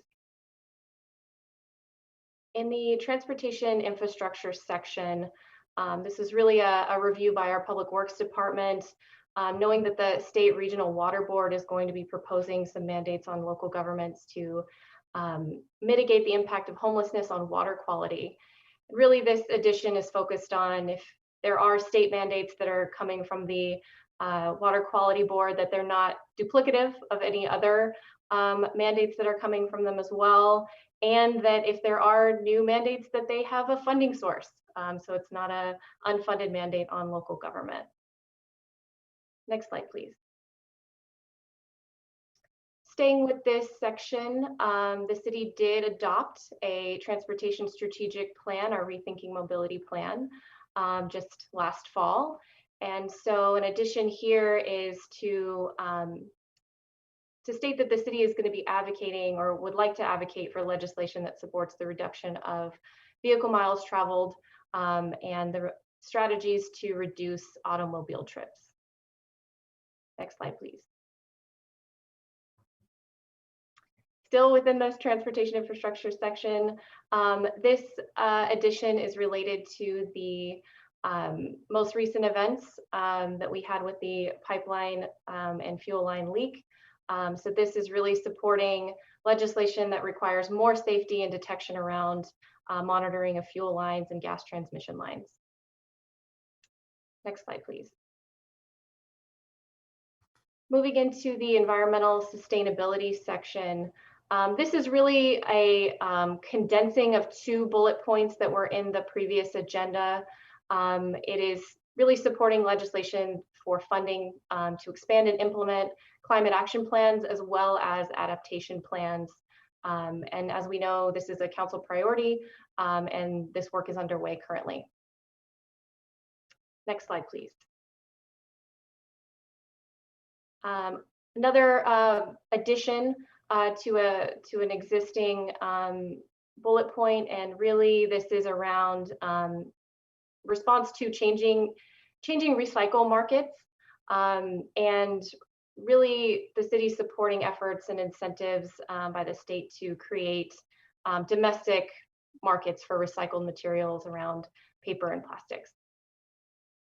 Next slide, please. In the Finance and Human Resources section, proposed addition around the city supporting continued federal and state temporary relief efforts through the CARES Act, and a proposed strike through, which was around AB 5, which turned into Prop 22, which ended up passing. So this felt like we could take this out, and it could be, because it's no longer relevant at this point. Next slide, please. And the Community and Economic Development section, proposed additions, really in response to the COVID pandemic, supporting flexible federal and state assistance to local governments of all sizes. As we've seen through many months, a lot of these funding support is related to the size of the city, the population of the city, but really this is around wanting to focus on flexibility around those funding sources. As housing continues to be a pressing need in the state, and the state legislature is very focused on housing, a statement around the city supporting and preserving commercial zoning districts to help ensure that there's an ongoing jobs and housing balance. And any changes to commercial zoning should be locally determined based on unique factors in the community. Next slide, please. So that is the high level look at our edits and additions to the proposed 2021 agenda. Again, the action tonight is to discuss and adopt the agenda, and Casey and I are here to answer any questions about any of the additions or edits that you saw in the proposed agenda. I will say our legislative committee is also was very involved in this, so they are probably good folks to ask as well. Thank you. Great, thank you, Carla. Thanks, Carla, and thanks, Casey. Nice presentation. So let's go to questions the council may have, and we'll start. How about, well, let's see, raise your hands if you have any questions. How's that? Cindy Darling, why don't we start on your end? And this is really probably a question for Casey. You know, I've been thinking about the response to COVID, and we've been very focused on kind of the nuts and bolts, the vaccines, the testing and things like that. Is there any appetite that you've seen in the legislature to go beyond that, to think about how we're going to live differently post-COVID, and kind of what the residual damage is going to be, mental health, learning, things like that? Yeah, that's a great question, and I think that this year the legislature is going to be getting into some of those issues. We've started to see what I would consider some of those impacts already in some early bills. So, for example, last week there was a measure introduced, AB 339 by Assemblymember Lee, who's a freshman member out of the San Jose area, which would modify the Brown Act so that virtual meetings could continue. Well, would actually be required. There would be required to be a virtual presence for public meetings. So there's already certain things like that where bills where I think that there's, in response to the pandemic, are going to need to be looked at very closely, because bills like that, while may work out in some situations, it's going to have some probably unintended consequences from an authorship standpoint. I very much anticipate we'll continue to see bills in the education space. I think that's going to be a large policy, both through the state budget in the Prop 98 funding proposals that the governor and legislature put forward, but also, as you mentioned, from a policy side as to issues of mental health, learning loss, and kind of just all of these associated impacts that from the adaptation to how we've had to address the pandemic. So yeah, I do anticipate that over the next couple of weeks, we're going to see significantly more bills. Should also note, I know there's been discussion about how the state should be considering RENA. I mean, are we going to be looking at different housing trends? If people can work, have the ability to telework and telecommute more, is that going to place shifting housing trends? And should the state be looking at that from RENA? So I anticipate we'll probably see bills on that, or at least conversations surrounding that this year in the legislature. Thank you. I saw Cindy Silva's hand up. My two questions are technical in nature. One is on page 3 in the transportation and infrastructure section item. It's an edit to item A, and I actually don't understand. I've read it 5 times, and I don't understand what the edit is intended to do. It's about, it's at the bottom, and it's been changed from include to be limited to. So can someone, I don't know if it's Public Works that needs to explain what their premise is. Who can help here, Carla? I will take a stab at explaining this. I speak conversational roadway maintenance, so I will try here. But I do believe our Public Works Director is on the line if she can explain if I miss it or if I get it wrong. So really this edit is around the state expanded the definition of capital work on a roadway. So normally when you're repaving a road, you also have to do ADA improvements, curb cut improvements, etc. And those things are very expensive. And so now the expanded definition includes cape seals, which is a sealant on the roadway before you put on slurry seal. And it's from our Public Works Department. This is really a maintenance function. It's not something that really expands or changes the PCI of the roadway. It's the maintenance function that maybe expands the life of the roadway. So because there is an expanded definition, anytime you put a cape seal on a roadway, it triggers ADA improvements and curb cut improvements, etc. And really, they want that definition just to focus on capital improvements of roadways instead of capital and maintenance. Your explanation is very clear. I hope our lobbyists understand the explanation so that this just triggers the appropriate work on their response. Thank you. My second question is in the Finance and Human Resources, item B. It's in reference to the continued federal and state temporary relief efforts through the CARES Act. Are we intentionally limiting it to funding from CARES Act legislation, or should that just be more generic? Because what if the next round of legislation is not the CARES Act? Are we all real clear that we'll take any amount of money anybody's willing to give us? I think the intention is any money that people are willing to give us. So yeah, we can make that change to make it a little bit more broad. But yeah, and my others are not questions, they're comments for later. Thank you. Thank you. Councilmember Haskew. At the Revenue Tax Committee, they made a big point about the fact that some of the allocations that happened were done by clumps of cities based on the city population, and the big ones got lots of money and the littler ones got lesser money, and it at first blush looked like it was fair, but when you analyzed it, it turned out that the big clumps that went to the big cities got more per person than the medium cities. And I am so glad I see your head shaking up and down, Casey, because I'm not sure I would have understood this, but the middle-sized cities got less.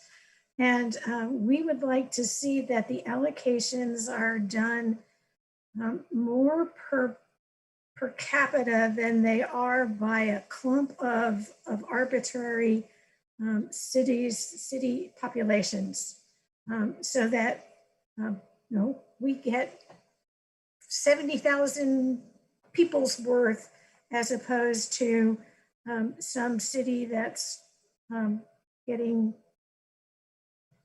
more money per capita than we have. Casey, do you understand what I said? Yes, I do.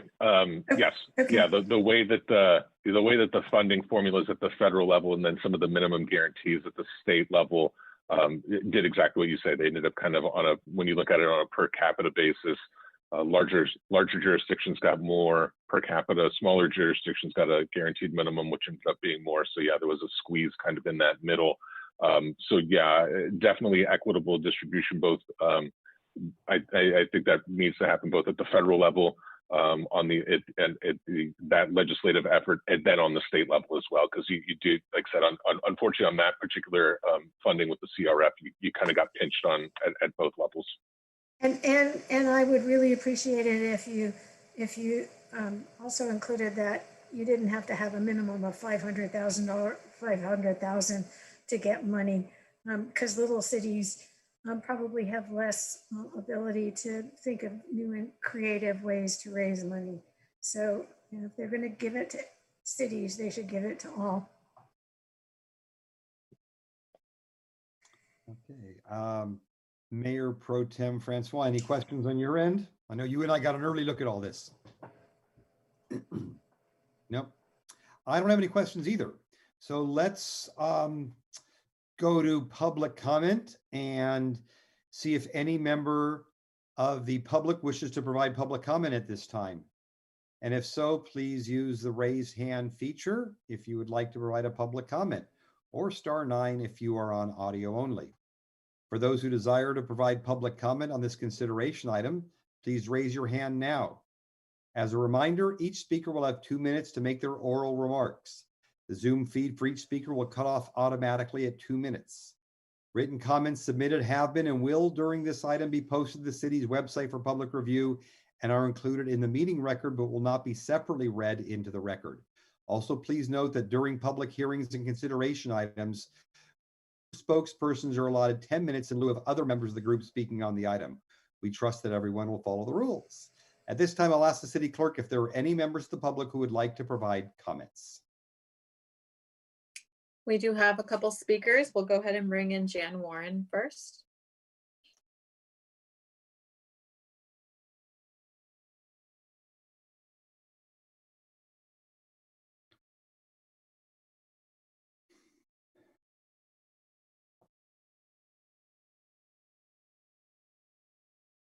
Hi, Jan, you're on. I was trying to get the full screen here. Hi there. I got a little bit of this, that, and the other thing. What I prepared was, I encourage you to look at SB 99, the Community Energy Resilience Act, authored by Senator Bill Dodd. The bill is sponsored by the Climate Center, who has worked across the state to develop community clean energy. The Community Energy Resilience Act of 2021 would require the California Energy Commission to develop and implement a technical assistance and grant program to support local governments in developing community energy resilience plans. And I know y'all like money, like all of us, we need it to do these things. So consider that. I want you to know that I am chair of the Multi-Faith Action Housing and Shelter Task Force, and we are visiting our legislators in the area and very much involved in affordable housing. Appreciate Cindy Silva mentioning the SB 9. I'll check that out because I'm interested in duplex, triplex, and fourplexes.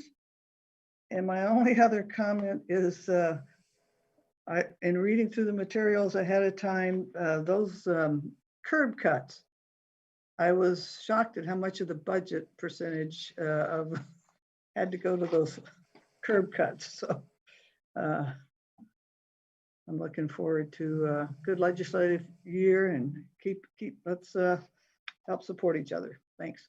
Thanks, Jan. Next speaker. Next speaker is Catherine Wally.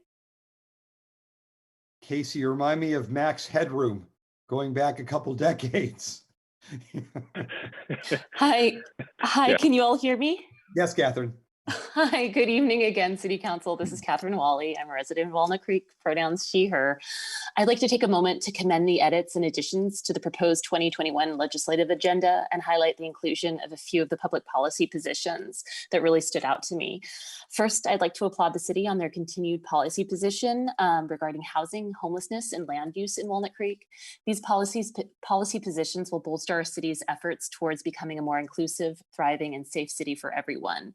Secondly, I appreciate the inclusion of requests for additional funding to expand and enhance a non-law enforcement response to behavioral health crises. Additionally, I'm thrilled that the city supports legislation and policies detailed in the section under environmental sustainability. And lastly, I appreciate the city's that the city continues to allocate sufficient funds to provide curb cutouts to satisfy ADA requirements.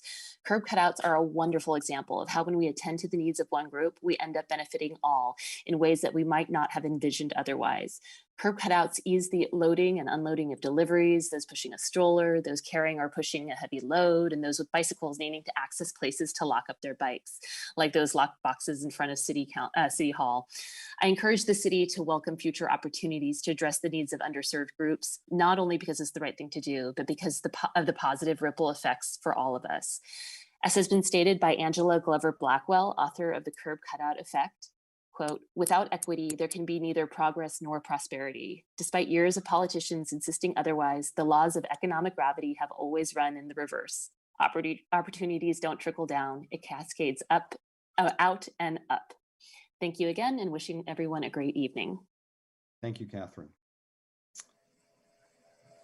Mayor, I don't see any additional speakers. All right, thank you. We'll bring it back to council now for any final comments. And I see Cindy Darling's hand up again. So we'll start with you, Cindy. All right, thanks. And thanks for all of you guys that put this together. You did some really good work in here. I really like some of the changes. The one area that when I read through it, I was thinking about where we're going to be after we get out of the pandemic. And we talk about the non-police response for mental health, but in our resolution earlier tonight, we talked about education and awareness and decreasing stigma associated with mental illness. And I would be interested in maybe broadening this a little bit to say that we would support, let's see, I wrote it down, funding that would partner with schools and non-governmental organizations to promote mental wellness and decrease stigma. Because I think coming out of COVID, the young people I know, it's something that they're struggling with. And while I hate to dilute, because it's not strictly our lane, I want to make sure that we capture working with the schools and with others to do some of the mental health awareness work that we could be doing. Thank you. Thanks, Cindy.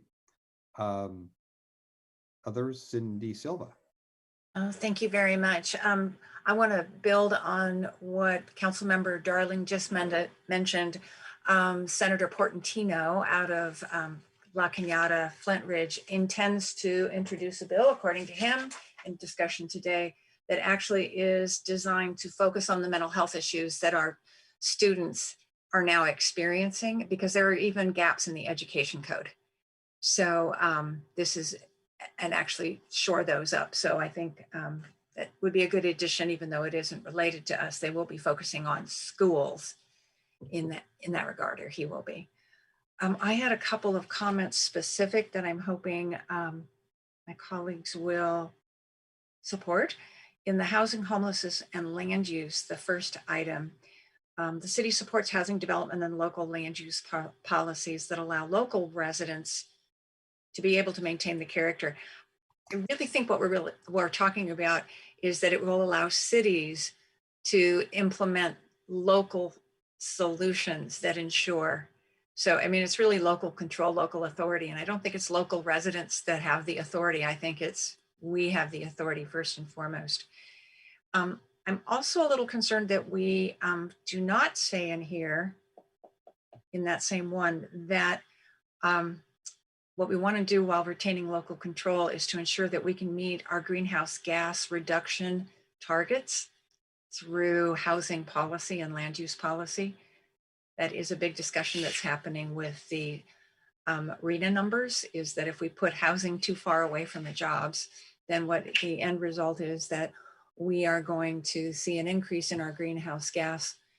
We're not going to make our targets, and that could put our road funding at risk because a number of requirements on our SB1 money in particular is related to a reduction in our meeting our greenhouse gas reduction targets and vehicle miles traveled. So I would propose that we get that phrase in there somehow.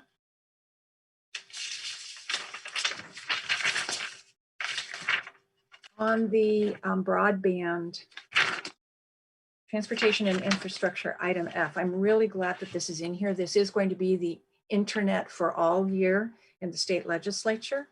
And there are a number of legislators who mentioned today that they were going to be bringing forward things relating to broadband access.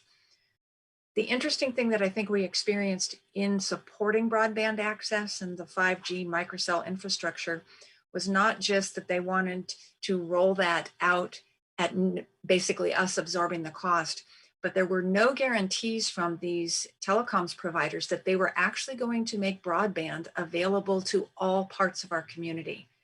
And if anything has been shown by the pandemic, it's that if you're going to have to be in a position where school is going to be on the internet, or work is going to be on the internet, or telehealth healthcare needs to be provided over the internet, you need every neighborhood covered, not just the neighborhoods that will in turn result in high profit margins for the telecoms companies. So I would like to suggest that we add a phrase in item F that basically says we want not only to cost recovery for these rollouts, but also to ensure that there is a plan for full rollout across our communities. And that was mentioned to Assemblymember Aguilar Curry today in our meeting to help kind of put that idea in her head. Item G in that same section talks about rethinking mobility and the micromobility. And I want to be sure that we remind ourselves that we need to retain local control, because there has been an issue with the micromobility providers that they were just rolling it out without asking. And so every community is different. So if we can get that phrase in there, I'll just finish these out if that's okay, Mayor. In the community and economic development section, item D.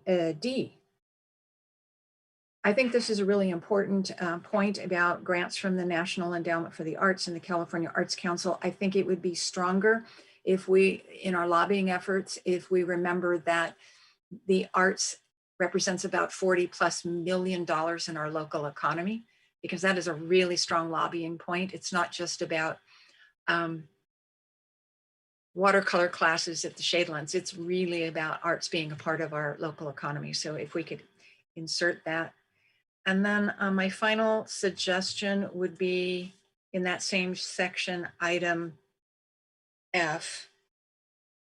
And maybe Councilmember Haskew might have a comment about this as well, since she sits on the State Policy Committee for Revenue and Taxation. This is the item where we say we support modernizing basically the sales tax system in terms of collection and distribution. I also think we have an opportunity here based on some legislation that may be coming forward, is to include in here that we would support a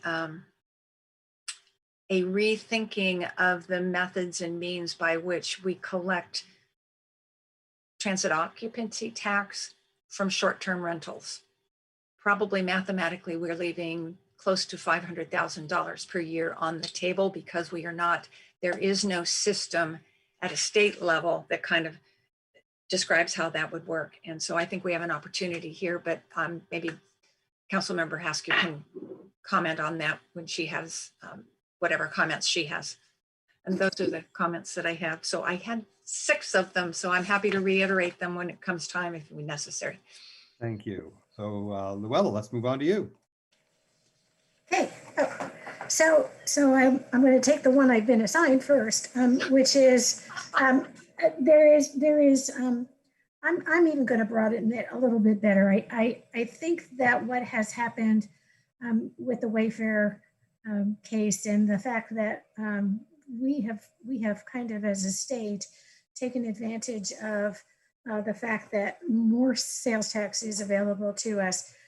I know for a fact because back when I was in Washington, D.C., when I was a mayor, not the last time, but the time before, Airbnb was a speaker, and they were well aware of the fact that coming soon to their industry was the need for them to be an agent to collect transit occupancy tax. And so they're prepared to do it, and we need to be prepared to figure out how to get it. And a statewide system, not unlike what we're doing with Wayfair, would be a really good idea. We need to rethink our whole state financing system because we are not going to be doing business like we did before, and we want it still to be equitable. And I say with great greed that if it leans heavily toward being equitable to Walnut Creek, I want that one to be the one that's paid the most attention. But I also think that under the current circumstances, short-term rental under Airbnb and the other systems allow for a unfair way. If you volunteer to, you sign up to pay the tax, and that's just the opposite of what people generally do. And they kind of smile and say, oh yeah, no, we don't participate at all, when in fact they do. So I agree with Councilmember Silva. I agree with Councilmember Silva on just about everything else she said. So I will save time by just saying to what she said, ditto. All right. Thank you. And Mayor Pro Tem Francois, any further comments on this? I thought there were some good suggestions made by both council members Darling and Silva. As to the greenhouse gas emission one, I would just question, it's an open question, given that we have the priority on the climate action plan and the sustainability action plan, and then rethinking mobility, as well as given that we've already planned for most of additional growth to happen in areas near transit. I wonder if we need to tie those two a little more closely, or if we have addressed that with the policies we've already set forth in here. And then a question I had about the suggestion on the micro mobility. I thought that was in here already, but I didn't see it. But maybe it was there, and if staff doesn't know, it doesn't matter, but I thought, was there a recent bill or legislation that made it clear that local agencies could require those micro mobility providers to enter into agreements with cities? Has that already been addressed at the state level? I think I can answer that because it was a California League of Cities that proposed, yes, but what the legislature gives, the legislature can take away.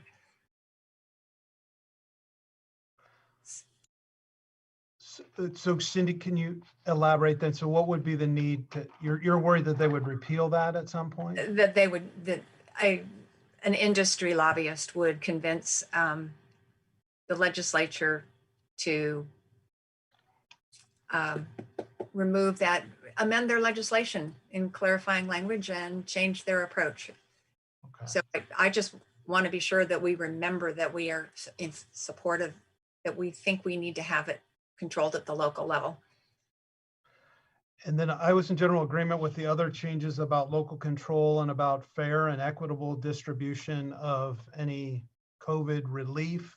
So thank you, Councilmember Haskew, for raising that. And also that Councilmember Silva, that it shouldn't just be restricted to the CARES Act. But yeah, thank you. And again, thank you to Carla and to Casey for helping guide the policy on this. And I'm proud of what we're able to cover in the legislative agenda and policy. I also agree with some of the additional comments. I do like the fact that we're ensuring that greenhouse gas reduction targets are met, and that mental illness is tied in with all of that. So there are a few additions in there, and we need to approve this. So obviously there's going to be additions that will need to be added into that. Does anybody want to give a stab at making the motion on this? You know, Mayor, if you'd like, what we could do, unless we have exact precise language for all this now, you know, we have the general feedback, seems like there's alignment. We could take this back to the Ledge Committee to wordsmith and fine tune the language and, you know, receive a motion that adopts with the discussed alterations, if you wish to go that route. That's fine. We can do that, and that'll help save some time on that motion. So why don't we, Cindy, why don't you make the motion on that point, and then we will do that. I'm assuming you meant me. Yes. You're raising your hand, looking right at me. So every other word Cindy Darling can do. So I move to adopt the legislative agenda for 2021 and direct the legislative committee to work with staff and the public affairs agency to integrate the changes recommended vis-a-vis support for legislation that would bring mental health issues to the forefront with our schools, adding references to local control and local authority and greenhouse gas reduction targets in the housing land use section, to include the reference to full rollout of broadband in our communities, to include local authority, to ensure that local control, local authority is included in the micromobility paraphrasing, to rephrase CARES Act to financial assistance and reference in both places the per capita or equitable funding, fair and equitable reference, and referencing the arts economy, and also integrating references to a methodology for simplified collection and dissemination of the transit occupancy tax proceeds from short-term rentals. I second that. You got it all. all right. Cindy Darling, just for the record, would you like to restate all of that? No, I will not pass that test. I will second what Councilmember Silva said. Okay. So City Clerk, if you can take the roll, please. Councilmember Silva. Aye. Councilmember Darling. Aye. Councilmember Haskew. Aye. Mayor Pro Tem Francois. Aye. And Mayor Wilk. Aye. Motion carries unanimously. All right. Thank you all. Thank you to Carla and Casey again. Thank you for council for your input. We're at just about 10 to 8. We've been going for a couple of hours here. So why don't we take a break until 8 o'clock and we'll reconvene for the last item on the agenda. See you in 10.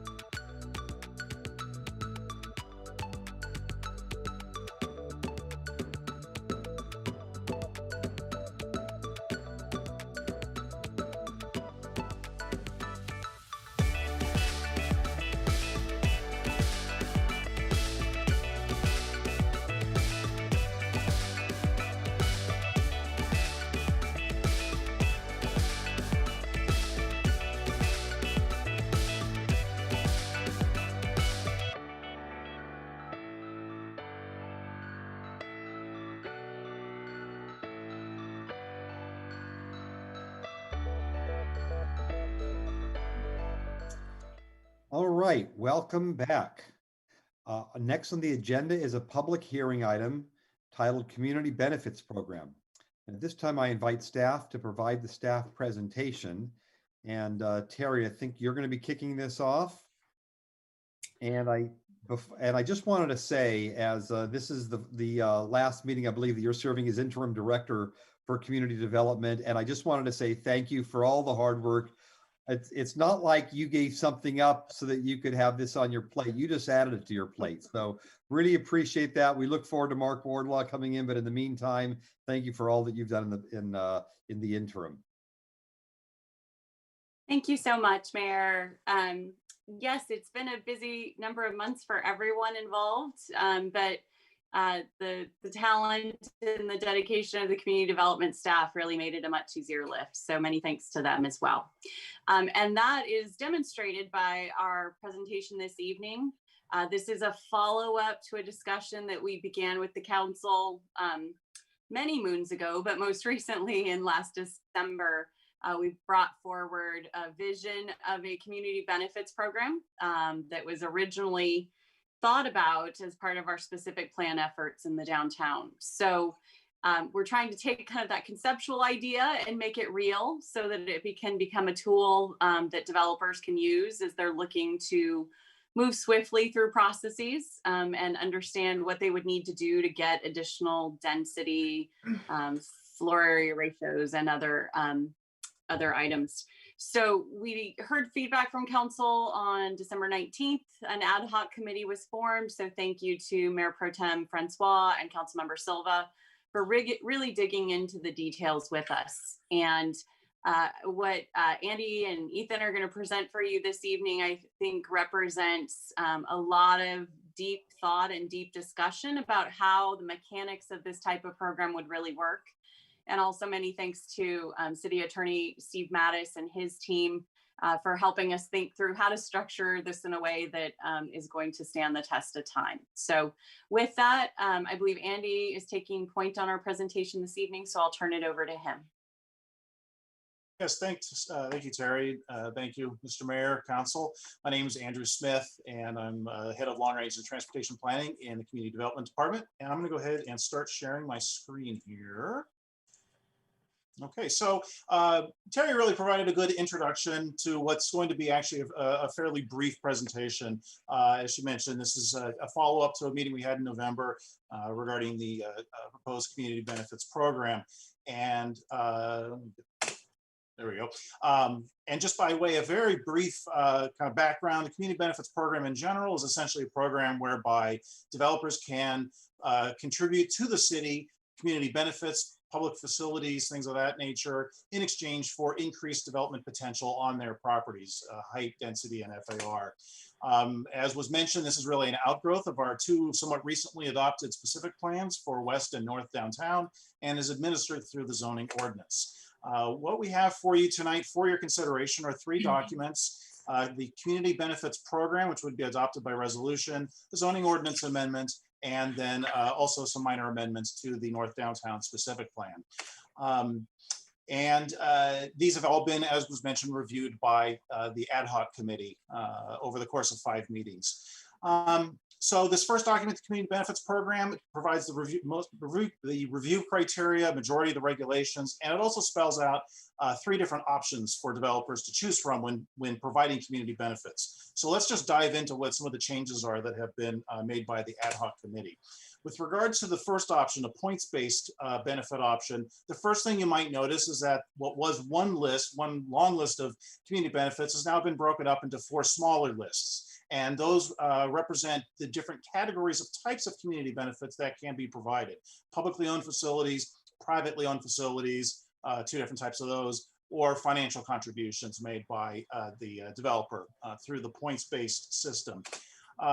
Additionally, the points list has been refined and in some cases expanded, and there's been additional explanatory language regarding this points-based process added to the community benefits program. I won't go over the individual community benefits that are on the list. They're spelled out in the staff report, but I would certainly be happy to answer any questions you may have on those. Moving on to the second option, the site-specific benefits option. You may recall that in November, there was a list of larger projects where a developer, if they were to provide one of those benefits, they could get potentially the maximum amount of bonus of additional height, density, and FAR. What the ad hoc committee chose to do was basically to remove everything from the list except for Giamona Plaza. And it really makes sense. The reason why is, with the exception of Giamona Plaza, which is really what this option was designed around, the other community benefits were really quite large and expensive. And it was determined by the ad hoc committee that, you know, no one developer was going to be able to provide them. They will, if we were able to build them, that'll be through the spending of accumulated contributions to the Community Benefits Fund that I'll mention in a moment. So it was decided to take those off the list. And then the one exception was the North Downtown new car shared inventory facility that the committee found a way to make it work in the points-based system. And so they moved it to the points-based list, keeping it simple for the developers. The third option is the flexible benefits option. This is kind of the negotiation-based option that goes to the city council. The primary change made to that was that there was some language added in the benefits program to basically say that a developer could take advantage of, or could use the flexible benefits option if they wanted to request a specific earmark for their financial contribution. Under the points-based system, there's an option for making a financial contribution, but the developer has no say in how that money is spent. It's completely at the discretion of the city council. In the case of an application made through the flexible benefits option, a developer could request for the city council's consideration that their financial contribution be earmarked to a specific community benefit project. Moving on in the community benefits program, the review process that is discussed in this program, some things that were changed. The approval findings were actually moved into the zoning ordinance amendment, which we'll mention in a minute. There's a expiration time period added in the benefits program, basically saying the mechanism for doing this, for providing community benefits, getting the bonus, is through what's called the community benefits agreement. And the ad hoc committee chose to put a 2-year expiration time on those community benefit agreements as spelled out through this program. But then they also added some language saying that a different benefit may be required by the city council for time in order to grant time extensions. What that means is, let's say you have a developer, they propose a certain community benefit, they get approved, and 2 years later, they haven't started construction, they haven't provided the benefit, their time is about to expire. But in the meantime, other developers have gone through the same process and have provided similar benefits to the point where this one, by this first developer, is maybe not as valued as much because we've got enough elsewhere provided by other developers. Or perhaps the city's priorities have just changed in the course of those 2 years. And so there's language added that says that the city council may request a change in the community benefit being provided by the developer in order to grant a time extension. So that's spelled out in there. The next document that we have for your consideration tonight is the zoning ordinance amendment. And the first 3 things on my list here that have changed are actually really carryovers as well from the community benefits program. The ordinance originally had a 1-year time limit, expiration time limit. That's been changed to match the 2 years now being included in the benefits program. Same with the language about possibly requiring a different benefit for a time extension. And the findings, of course, have now been moved here. These are the findings that must be met by the Planning Commission or City Council, depending on the method used for providing benefits in order to approve the community benefits agreement. One kind of new thing that's been added is clarifying language has been added to basically spell out the process should the developer wish to propose a change to their community benefit agreement. For example, some of the things that are on the points-based list are privately owned commercial uses, a grocery store, for example. Maybe 5 years down the line, the developer finds that they're having a hard time finding a tenant for that grocery store tenant space, and it's just sitting there doing nothing. And so they would like to propose to the city that they convert that space into something else that's not a community benefit, and in exchange, they'll replace that community benefit with something else from the list. And so that way, so this spells out a process for them to do that. The Last item that we have for your consideration tonight is amendments to the North Downtown Specific Plan. And this one's easy. The ad hoc committee has proposed no changes to the amendments from what was presented on November 17th.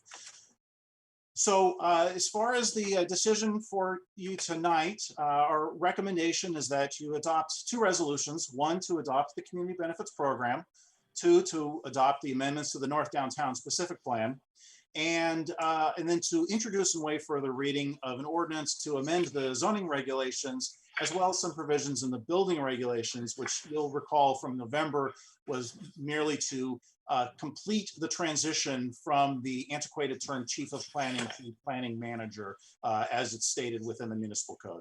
And with that, I'd be happy to answer any questions. Thank you, Andy. Well, seeing as we had this go back to, excuse me, an ad hoc committee, including Mayor Pro Tem Francois and Councilmember Silva, let me first go to them and ask if they have any questions from the committee. So Mayor Pro Tem Francois, let's start with you. Thank you, Mayor. I have one question for Andy, and it's a clarifying question, I think, for staff and the public. Can you explain the carrot and stick approach to this, that the carrot part of it being the benefit or being the increased development intensity, that was factored into the plans that we adopted, is that right? And now with the community benefits program, we're talking about the stick, that what you have to do in order to get that density that's already been established by the plan? Yes, certainly. So the community benefits program was definitely built into those two plans. And in fact, it's a major implementation tool for both plans. To be perfectly honest with you, we won't be able to achieve the goals of either of those specific plans without a community benefits program, because we won't be able to build all those facilities that are planned for with just general fund revenues and the like alone. Basically, this is, I use the term, win-win situation in one of the earlier slides, but we really do see it as that. This is something where the developer, they're providing something kind of extra over and above, and then the city's providing something extra over and above. In fact, some cases literally above additional height, but always under Measure A.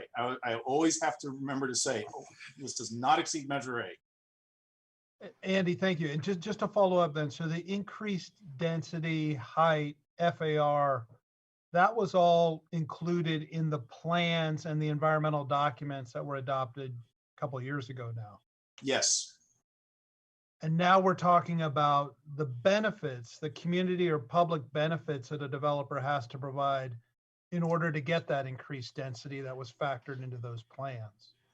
Yes, what we're doing is refining the lists that were included in both specific plans. As part of the public participation process and the creation of those plans, there were actually draft lists or lists of potential community benefits created for each of the two plan areas. And those were used as the basis for the lists contained in the program before you tonight.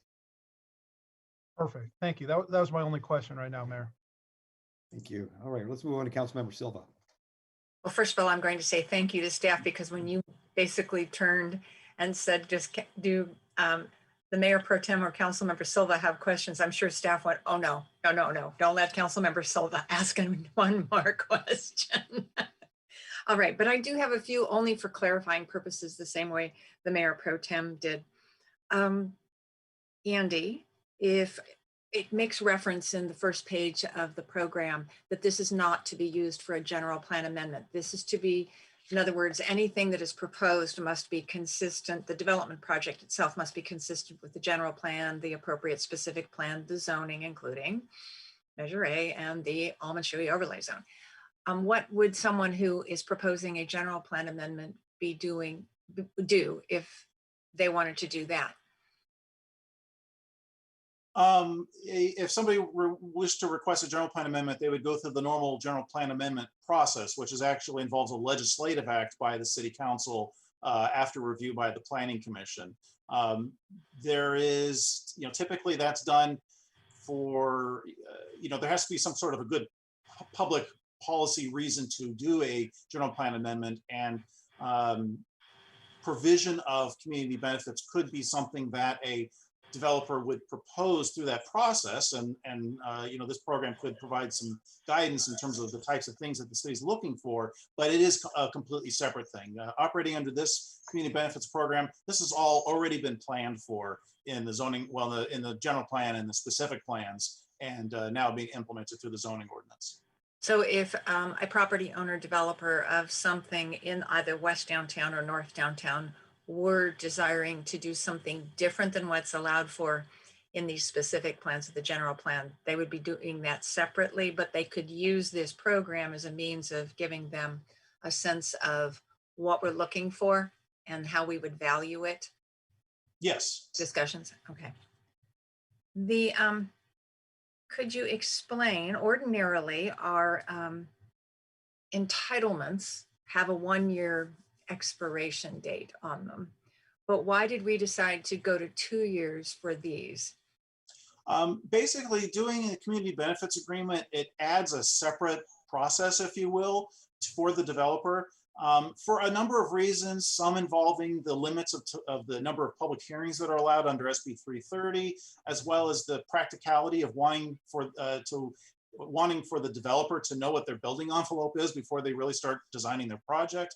The decision was made to have the community benefit agreement come first before applying for design review, a use permit, whatever other entitlements may be necessary. So that additional year in the expiration time basically factors in the time that it could take the developer to go through the design review process, for example. And then that approval has usually a 1-year time limit. And then could you explain again why a couple of items were no longer included in the community benefits, including affordable housing and some of the environmental sustainability features? So the affordable housing, that's something where state law has really gone over and above anything that we could do or would be doing. There's a whole series of density bonus regulations that are contained in state law that basically provide a whole, like a parallel process and a parallel set of benefits, or development bonuses, I should say, for developers wishing to provide affordable housing. And the decision was made is, if we included affordable housing in this program, first of all, developers could wind up double counting, providing, one set of affordable housing, but then getting 2 sets of bonuses, one under the local rules and one under state law. And so that just didn't seem fair. But then also we would, staff felt that it was likely we would really only see affordable housing rather than everything that is necessary to successfully build and sustain a community and to achieve the vision of those 2 plan areas. And the sustainability features. Oh, yes, I apologize. Green building features. Yes, very important.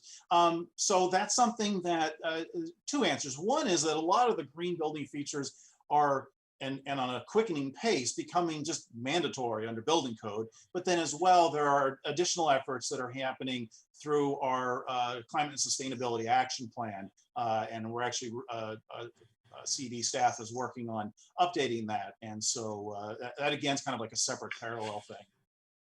Thank you. And thank you for the opportunity to ask you a few more questions. Thank you. Thank you, Cindy. Yes, Luella. Thank you, Mayor, and nice to see you, Andy, and thank you. I have really more basic questions, so I wish you'd let me go first. How many other cities have similar programs of community benefits? I'd like to think we're a leader. Are we? Is that kind of naive? No, it is not naive. I hope I didn't get caught in a double negative there. I think it is safe to say that we are somewhat of a leader in this realm, particularly as far as suburban cities go. I don't have an exact number of cities that have programs like these. I can tell you that they are few in number. In the Bay Area, there's Emeryville, Mountain View, Redwood City, and I'm sure I'm forgetting a few. And they were pretty close on their coattails, really. I reviewed those programs. It's part of my work feeding into the creation of this program, as well as actually just talking with their staff and seeing what worked and what didn't work. Good, thank you. The second question is really, I had never heard the term upper scale. So I had no idea what anybody was talking about that. Would you please explain? I got somebody to explain it to me, but would you please explain that to like other people who might not know?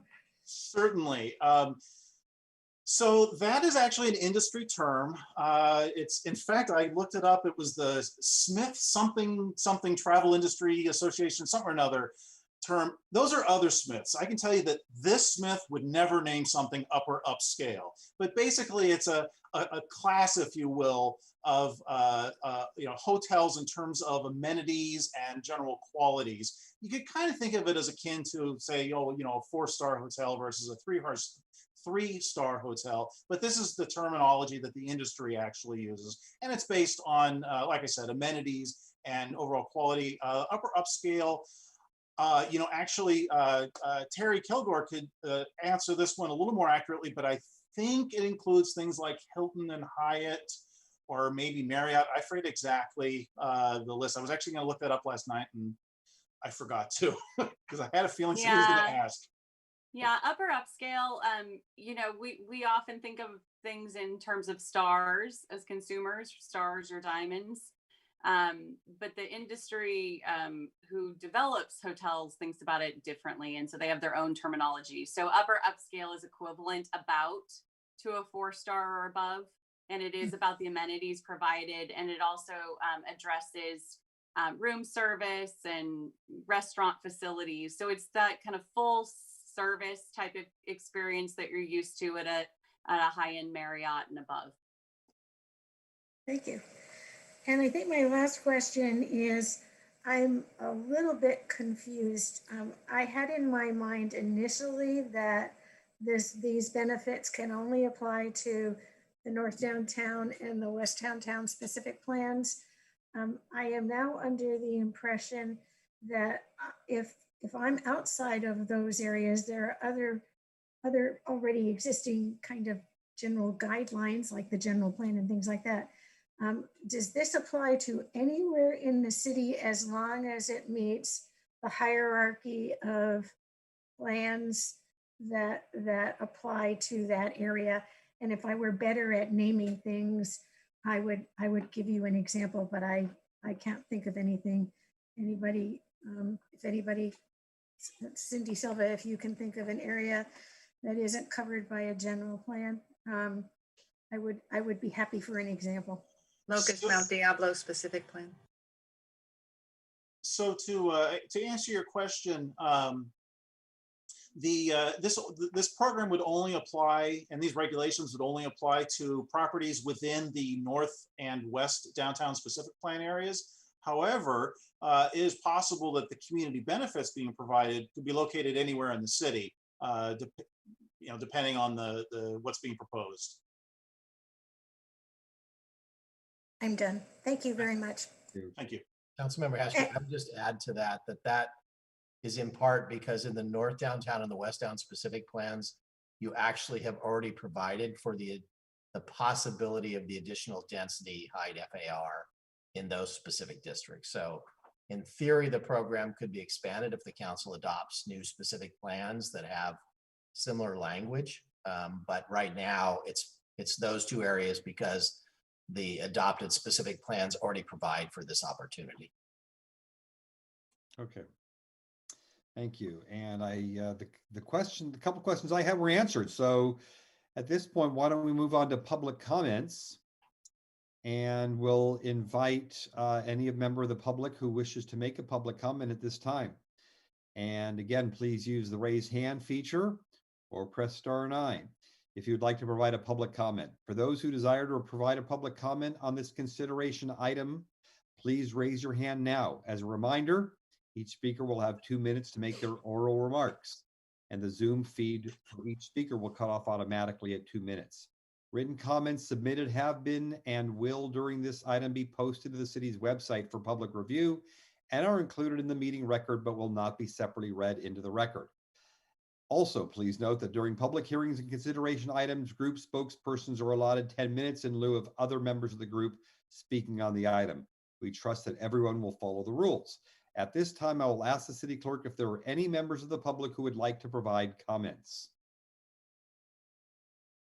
Mayor, I don't see any hands raised for public comment this evening.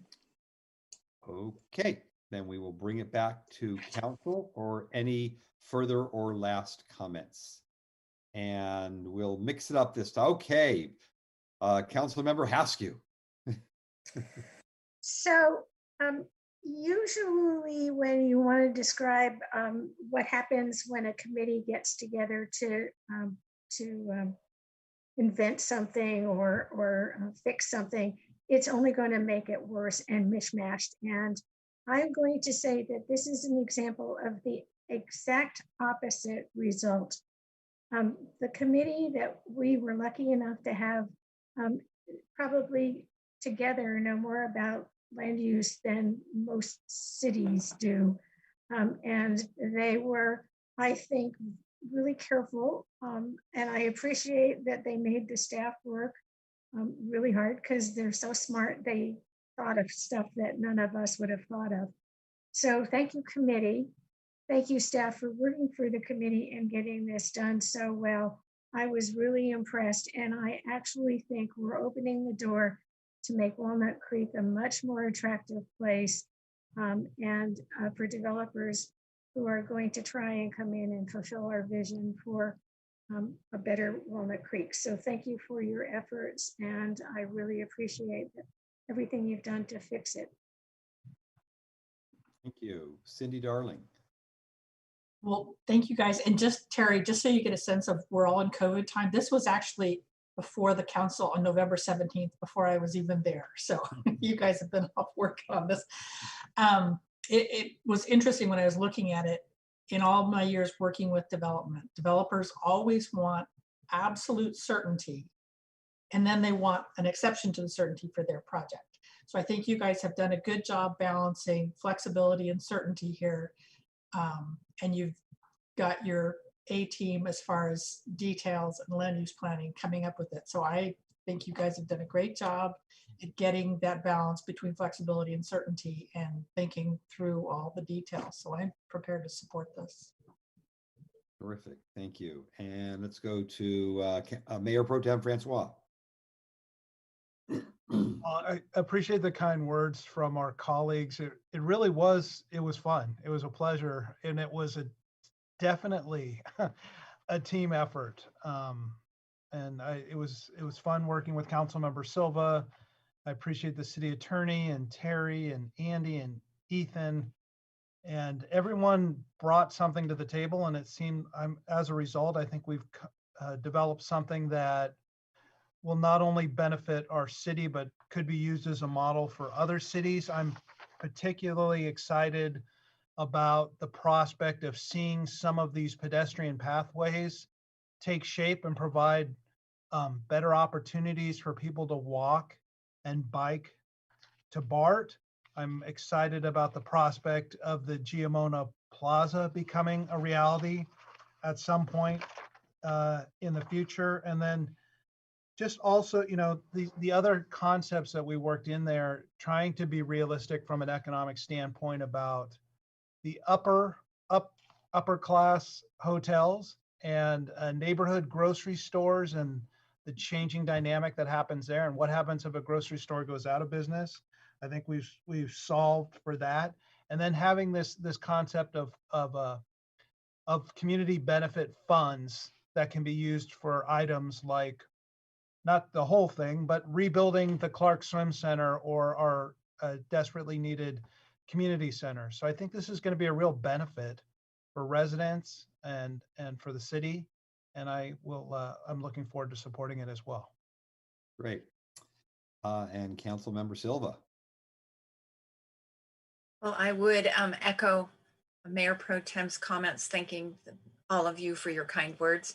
It was really fun to actually take the great work that was there and kind of drill it down a little bit to see, well, wait a minute, what if?